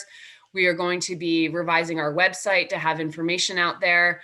And we're reaching out to different groups that maybe we hadn't been doing a great job of before. One example is the Green Infrastructure page now has a what's new box on the top of it for their funding page. And it's got right now some open grant programs, some loan programs, some federal programs that have stormwater funding. And so they're going to keep updating that as programs become available and application periods are available for stormwater funding. If you go to the next slide. And this, again, same category, talked about some of the common application. While we can't tell the other federal agencies what they can do for their application to force a common application, one thing that we are looking at is, well, how can we streamline maybe some of the reporting requirements? How can we work across the different programs to see if people could double count and really reduce their administrative burdens to some of the loans and grants that they have, and put that out there as maybe some FAQs for the different programs, again, to how to streamline and double count some of the reporting requirements. Then the last recommendation really talked about case studies. And we do, again, want to build out that webpage that really highlights the case studies that are out there. really allows people to go in and see what worked in different areas, what didn't work in different areas, and take all the work that you guys did in the task force and make that really publicly available and highlight the great case studies that are out there. If you go to the next slide. I talked a little bit about some of the different programs that are there, and these are just some of the links. The EFAB report, if you have not read it, here is the link. Please go read it. It is fabulous. The Water Finance Center that Sonia talked about earlier, and the Water Finance Clearinghouse, which does have that database of all of the different stormwater programs in there already. There's over 400 programs that were added through the work that the task force did, so it is all publicly available. The Sewer Overflow Grants Program is up there, and so that's the link if you guys want to learn a little bit more about it. And then, I mentioned that What's New page for the green infrastructure programs to try to reach out to different offices. So that's, where you could go on there and see some of the different programs that are open. And of course, because I was pregnant during the last two EFAB meetings, I have included a picture of the little guy because that's what new parents do. So that's it. Hey, Ellen, Joanne, that was great. I just want to say something about Ellen. Sure. I can tell that Ellen talked about the bureaucracy and so on, but I think, I have to say, Ellen is a shining example of how the great folks that we have at EPA who can get things done in spite of it. And the fact that she was even able to get the work done with us around her pregnancy. And remember, it was perfect timing. So I just want folks to know that, yeah, everybody does a clap thing if you want to, but she was just amazing. So thanks, Ellen. Thanks. Ellen, you were such a wonderful resource for us and took such good care of us, and congratulations on baby Tarquinio. I heard in the background that he was there. So congrats and thank you from all of us. And honestly, I do need to also thank again, you mentioned Ted Chapman and Ted Hennepin and Pam Lemoyne, what excellent leaders we had for each section. They did such a great job. So thank you to them. So what I want to do, because I have to keep folks on track, if you could just sit tight for a minute. I know there might be a question or two, but I want to give an opportunity for Stephanie Santel. She's with the Office of Wetlands, Ocean and Watersheds, and she is going to give us some feedback on the Disaster Resilience Finance Report. So Stephanie? Hey all, thank you so much. And so much for getting my slides up super fast, Will. I'd like to thank the board for having me here today and the work group for answering our charge with such a thoughtful, forward-looking report. It was a pleasure to work with all the work group members, and Ted did a great job of kind of keeping us all in line. The final report was released in June of 2019, and it included a lot of helpful recommendations that could enable more efficient pre-disaster resilience and mitigation planning or execution. And as mentioned in the report, the impacts of natural disasters do have, as we've seen in recent years, significant economic, social, and environmental implications that we really need to consider heavily. And we agreed in our correspondence back to the board that the costs of these impacts can be reduced by proactively investing in activities that minimize both the damage and strengthen our communities in the process. But the report also raised a lot of important considerations for reducing duplication between EPA and other federal programs, ensuring more effective delivery of program services to those that depend on them and our other program partners, and achieving multiple program benefits and community goals while targeting sources of investment in places where honestly they're really needed the most. And since the report was released a little over a year ago, like Ellen, I thought I'd just provide some background info before covering some of our recent activities. So next slide. So given that we oversee the SRFs, 319 grant programs for states and federal territories, WIFIA, and other programs that establish project funding priorities and criteria, we initially requested that EFAB do a couple of different things under this charge. The first was to provide us with a fresh assessment of how our programs could serve as either incentives or barriers to resilient investments, including natural and green infrastructure, identify specific changes that could be made to the list of qualified projects that could enhance the opportunity to fund pre-disaster risk or cost mitigation projects, identify best practices of federal and state partners to assure a robust and cost-effective response that can further mitigate event impacts on communities after a disaster occurs, to promote or encourage efforts to address resilience as viewed from a regional and/or watershed perspective, and identify opportunities or changes that could assure natural and green infrastructure solutions that are a little bit more non-traditional are also given proper weight in criteria setting when it comes to our programs, along with some metrics that could either help measure or quantify a return on investment made to protect a critical infrastructure that might mitigate extreme event risks or impacts. And so it was a very long charge and detailed. I would say that it wasn't much of a traditional charge, I think, as the members are used to getting. So I do applaud the work group for kind of working a little bit more out of their comfort zone, I think, in trying to wrap their heads around such a massive ask, because as you well know, resiliency takes on many different definitions and is a very, very broad definition in itself, which leads me to the next slide, if we can move. So one of the first things that they did was try to define resilience just by considering concepts or documents that were relevant to this charge, such as the existing MOA between FEMA and EPA and other kind of existing utility-focused materials that we have or other federal agencies have to help focus the report. One EFAB member actually defined it more succinctly during workgroup deliberations that resilience is an insurance policy. It's an investment in the future to help the community bounce back more quickly when and not if some kind of a peril occurs.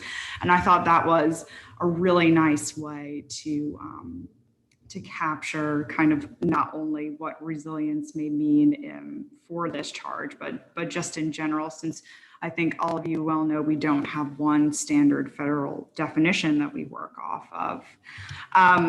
The work group also acknowledged the importance of other natural disasters, but the report focused mainly on the impacts of flooding and drought. And as such, the report primarily discussed investments for flood control and stormwater infrastructure, which, as you know, are generally functions of local or regional units of government, and how those investments could help with infrastructure resiliency. And they identified both a funding and financing issue in the US, which were a little bit different, but super important to make that differentiation. And these issues really are arising just because of competing budget demands that we see at the state and local levels, and just the varying capacities of communities to employ non-traditional financing options. And the report did a really great job of honing in on opportunities to encourage and incentivize community-based pre-disaster resiliency through collaboration and even prioritization between and among federal and state programs. Next slide. So there were several important issues that the report outlined for EPA's water programs to consider when it comes to supporting such projects. There were a lot of really important problems that were identified up front, like the cost of disasters are steadily increasing over the past 50 years, but communities still remain unprepared for such events. And we're seeing that in the losses and the cost of damage that we're constantly incurring each year. So much that they've moved agencies and other federal departments to really revamp their mission and their programs, because these impacts do have significant impacts from the household level to nationally. And it does cost a lot less to prevent and minimize damage to strengthen our communities than it does to try to recover from them afterward. And there were a couple of barriers that were pretty important that the work group pointed out when it came to addressing key infrastructure, pre-disaster resilience. And these core principles were, they believed, important to mitigating the risks associated with extreme events. So first was understanding the problem and the potential solution, focusing on long-term planning, using asset management, and acknowledging that money is limited, and enhancing collaboration among federal agencies. Next slide. And so from these principles, the work group developed the following recommendations listed here. I'm not going to read them off, but you certainly can see what they are in terms of priority. And these recommendations were really meant to enable more efficient pre-disaster resilience and mitigation planning or execution through our programs. And they were geared toward, in general, encouraging long-term strategic planning and investments in the pre-disaster space, enhancing the coordination and synchronization of federal programs so that we're reducing duplication and we're scaling up the impact of the federal support that we can provide. And we're also expanding and leveraging existing programs across our federal partners to support resilience building projects. And you see a lot of that going on right now with NOAA and FEMA and other partners that we have. And one of the recommendations actually was geared toward providing a more robust compendium of information on WRFIC's platform that would communicate best practices or sources of funding, which we have now, and information on resiliency project costs and benefits, which is a need that we hear quite frequently. And as this report was being developed, the board also noted that OWIA was signed into law at that time, and they just made note that that act did have a very strong connection with the charge for this report as well, although it wasn't as much flushed out, I think, in that document than it could have otherwise been. So it was brought up as an opportunity for continued discussion. So I think that is actually the perfect transition into our ongoing activities. So if we could move to the next. Perfect. As many of you know, we have several existing programs that can help communities improve water quality while also building resilience, among other environmental, social, and economic co-benefits that they can offer in the resiliency space and otherwise. And I think that these programs that we noted in our transmittal back to EFAB resonate with a lot of the important issues that the report highlighted for EPA, that these programs and activities are helping to address some of those primary challenges that were highlighted within the report, but that they were also areas that already had the foundation which we could build upon. So that was really timely and good when the report came out to kind of bolster thinking on how to move some of these forward. So the first was, of course, pre-disaster resilience building activities under OWIA. So as Ellen discussed, and I'm not really going to go into detail, the Stormwater Infrastructure Funding Task Force, and then there were other actions to help build resilience with drinking water infrastructure under the Act, whether it was expansion of the SRFs, the requirements for communities to consider natural hazards and their risk assessment and their emergency response plans, and then a new grant fund to eligible public water systems for projects that could increase resilience to natural hazards, as well as the encouragement of state asset management plans, which complemented our longstanding support for asset management as a risk mitigation tool. But moving on, a wide range of activities to help communities become more resilient to extreme weather continue to be eligible for SRF support. State SRFs can encourage these projects, as you well know, through their targeted rating criteria, funding incentives like reduced interest rates and waiver of fees, and other subsidies are also available to them in the form of principal forgiveness and negative interest rate loans, grants. So we do look to that program as a way to help the states meet their own needs and kind of their water quality and water management goals.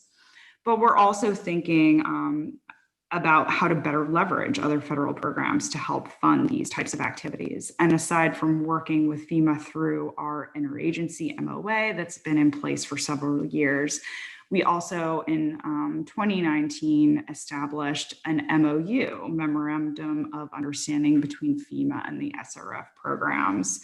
And this was really key to streamline coordination between FEMA's grant programs and the SRFs by establishing an official framework that enabled funding to be made available as quickly as possible for essential infrastructure projects in the event of a disaster situation.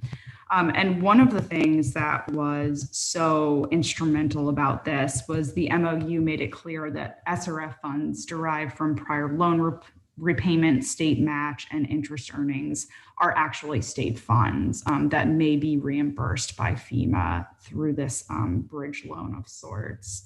So that was a really great connection that we made with FEMA, and just leaning on examples from other states like New Jersey that have done this super successfully in the past. EPA is also working to provide community, states, and other partners support in the form of technical and program assistance. So as you know, and Sonia touched on earlier, we're continuing to build on the existing clearinghouse platform so that people can easily access information, not only for funding sources, but other helpful resources, reports, web links, offer webinars, and sharing approaches that can help communities actually access capital to meet their project needs. And also through the Water Reuse Action Plan and implementation, which is a national plan. And under that effort, we're working with other federal partners to stand up a new federal funding decision tool so that states, communities, and other project proponents can easily navigate available sources of federal funding based on their needs. So the tool will be built out through user testing and engagement with a focus on what we call user-centered design.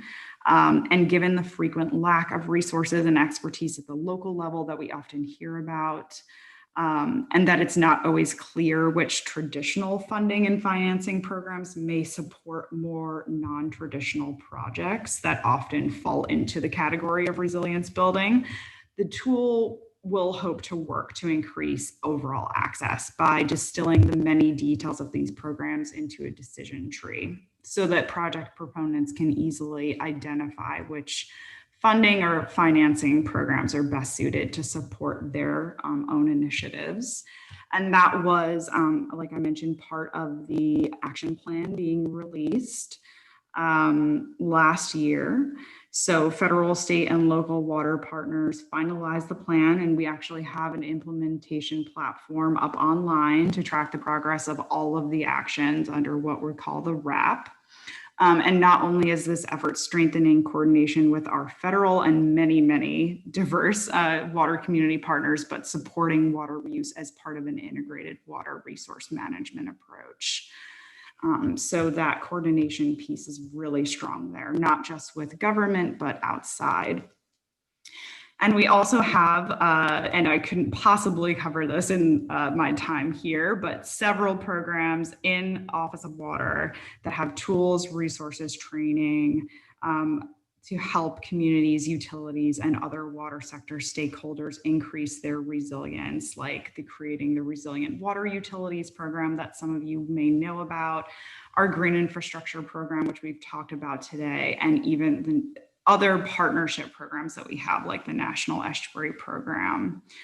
And we're also continuing to coordinate side with other federal partners, whether it be on pilots and tools created under the FEMA EPA MOA, such as the Regional Resilience Toolkit, or working in cross-agency venues like the National Mitigation Investment Strategy Implementation Team that's been in place for a year and soliciting new members at this time, or the Silver Jackets teams that exist at the state level led by U.S. Army Corps. So there's a lot going on in a lot of spaces, not always squarely within the Office of Water, but that we do lend a hand to our other offices like our Office of Community Revitalization or Office of Policy. But there is a lot to be done to meet the needs we're seeing in terms of quantifying costs and benefits of nature-based infrastructure, how to meet the needs of communities that just have less financial capability, and harmonizing environmental and social data when considering economic costs and benefits, which is something that we do hear about a lot. So for my last slide, I just want to say thank you. We appreciate the recommendations that EFAB laid out for us as we continue to help states and localities build resilience through effective water resource management. And hopefully we'll be reaching out to the work group soon to follow up on several questions for the report and to discuss some new ideas for moving forward. And that's it. Stephanie, thank you. And what I'm going to do in the interest of time is I'm going to ask everyone, every board member to email me your questions for Stephanie and for Ellen. I will coordinate those questions and get them to both people, and we just don't have time to open it up for Q&A here. But I thank you both, really appreciate the feedback. It is very important to not just the current members who worked on these projects, but also to the previous members who worked so hard on this on these efforts to get that feedback. So with that, again, please send me any questions or comments you have for our presenters, and I'll coordinate that and get that to EPA, and we'll get you responses. So apologies that we're running out of time, but I want to be respectful of the public comment time period. And with that, I want to turn it over to Ed to open it up for public comment. Yes, I understand that we have two public commenters signed up, and I'm going to ask the commenters to keep your remarks to 2 minutes each, and I'll start the timing after you introduce yourselves.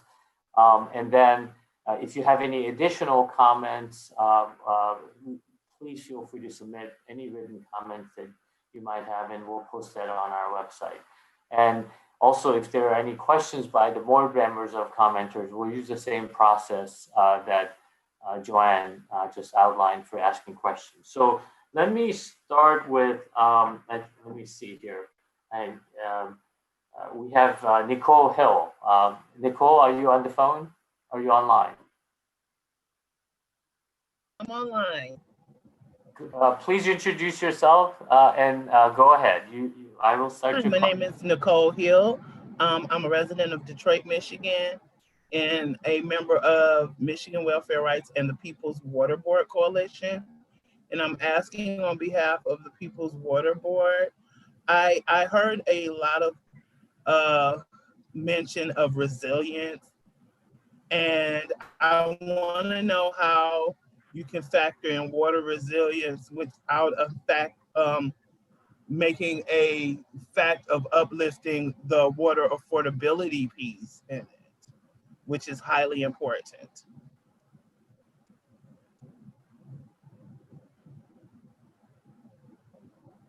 Thank you, Nicole. Nicole, this is a public comment period, and we're not going to have time to engage on that question. So what I would like to do is ask Joanne and the board to perhaps take up this issue at our next meeting. And also, if we could get more details from you about the specific issue that you're asking about with some background information as well, I would be happy to make sure that it gets addressed by the board. I can put my email in the chat if that would help. Oh, no, don't do that, because this is a public, so we will make sure that we connect with you, and Tracy will connect with you to get some additional information for the board from you. Thank you, Nicole. Thank you so much. Okay, let's see. So our next speaker, I hope I get your name right, Sylvia Orduno. Are you on the phone? Please correct me if I mispronounce your name. I am. Thank you. That was great. I'm Sylvia Orduno. Yes. And so thank you for this opportunity. I am a community organizer with Michigan Welfare Rights Organization and work with Nicole through the People's Water Board Coalition in Detroit, where it's a statewide organization as Michigan Welfare Rights is. I also happen to serve as a co-chair of NEJAC. And so one of the things I wanted to at least share some thoughts on with you all is some concerns that I have. And again, I'm not speaking in any way for NEJAC or on behalf of NEJAC, but as a stakeholder member of NEJAC, about some concerns I'm finding with some disconnects, I think, between the work that we're doing as NEJAC and what you all are doing on EFAB. I think that while we share similar missions, I'm not sure that we've got similar objectives, even in some of the work that we're doing around water charges in particular. And so that's an area that Nicole and I are especially working on. I've been working on that for, gosh, almost 3 decades now, with communities in Michigan that have been struggling for many years to try to figure out how it is that we deal with these massive infrastructure problems that are compounded with rate increases that are making it so that more and more residents are being disconnected from water and wastewater services at no fault of their own in many ways, right? So we've got the complexities of public health and COVID in particular now, but just the ways in which that our economic sectors have not really been able to engage properly low-income residents with skills and job training programs so that they can be self-sufficient to afford basic needs and utilities in particular, right? And so we've got a water infrastructure charge that NEJAC completed in May of 2019 that's got many recommendations that I think in some ways are complementary, but also not so complementary to what you all are doing here at EFAB. And I really would welcome an opportunity to see how it is that we can do something that sort of builds out a conversation about some of the priorities that I understand you all have sort of taken on, especially in relation to how it is the projects can be investable, or how it is that we look at even particular types of research and how do you say, people that have the information that I think you're referencing, for example, like the environmental finance centers. I think that there's a lot that's still missing in some of the analysis, particularly in the ways that we prioritize environmental justice, community needs, and the principles in terms of how it is that we make sure that we've got the impact of peoples at the table, right? And so a lot of what we're hearing also too with the opportunity zones is still a disconnect in terms of what we need to ensure that what the objectives are really addressing the environmental justice long-standing problems, right? In terms of not just cleanup, but also the jobs and investment programs that need to happen to those communities that are directly impacted. And so I see that there's really much more that I think we could be doing, especially in our kind of like 2 fronts as advisory boards, to make sure that we're really giving out the best information and not conflicting information to EPA, because I think that while we do share missions, our objectives aren't lining up. And I think there's a lot to be said about what we could be doing better, especially now in this moment of so many questions about how it is that structural racism has been sort of playing out in the ways in which we implement our priorities and policies. And it also how it is that our distribution of resources are being carried out. So there's some other things we're going to be sharing related later to also the FCA recommendations that that EPA is proposing. And what is really, again, another missed opportunity to address head on the household affordability challenges that are happening and how they play out in the way that these investments and priorities are done at the local levels, because the conversations are still very much dominated by industry sector partners, as well as operators and engineers that are not really understanding the very challenging and serious public health and household level problems that are being impacted by the ways in which our investments are taking place that are separated from our EJ communities in particular. So thank you for this opportunity. I will share in writing some public comments and look forward to future engagement. Thank you. Thank you, Sylvia, and thank you, Nicole. And what I will do is follow up with the chair, Joanne Throw, and follow up on some of the comments that you made, particularly with respect to the two FACA committees and with respect to further discussions about some of the concerns that you raised. So thank you for joining us today. And Joanne, I look forward to your written comments as well. Joanne, let me throw this back to you. Well, Ed, we're done. I am so proud of this group. What an amazing team we have. A lot of follow-up, a lot of exciting charges ahead. So thanks for a great 2 days, everyone. Appreciate it. Ed, to you. And I will officially close the meeting with my rolling pin again. Thank you all for joining, and have a great rest of the week. And see you in February. Thank you. Bye now. Thank you very much. Bye-bye.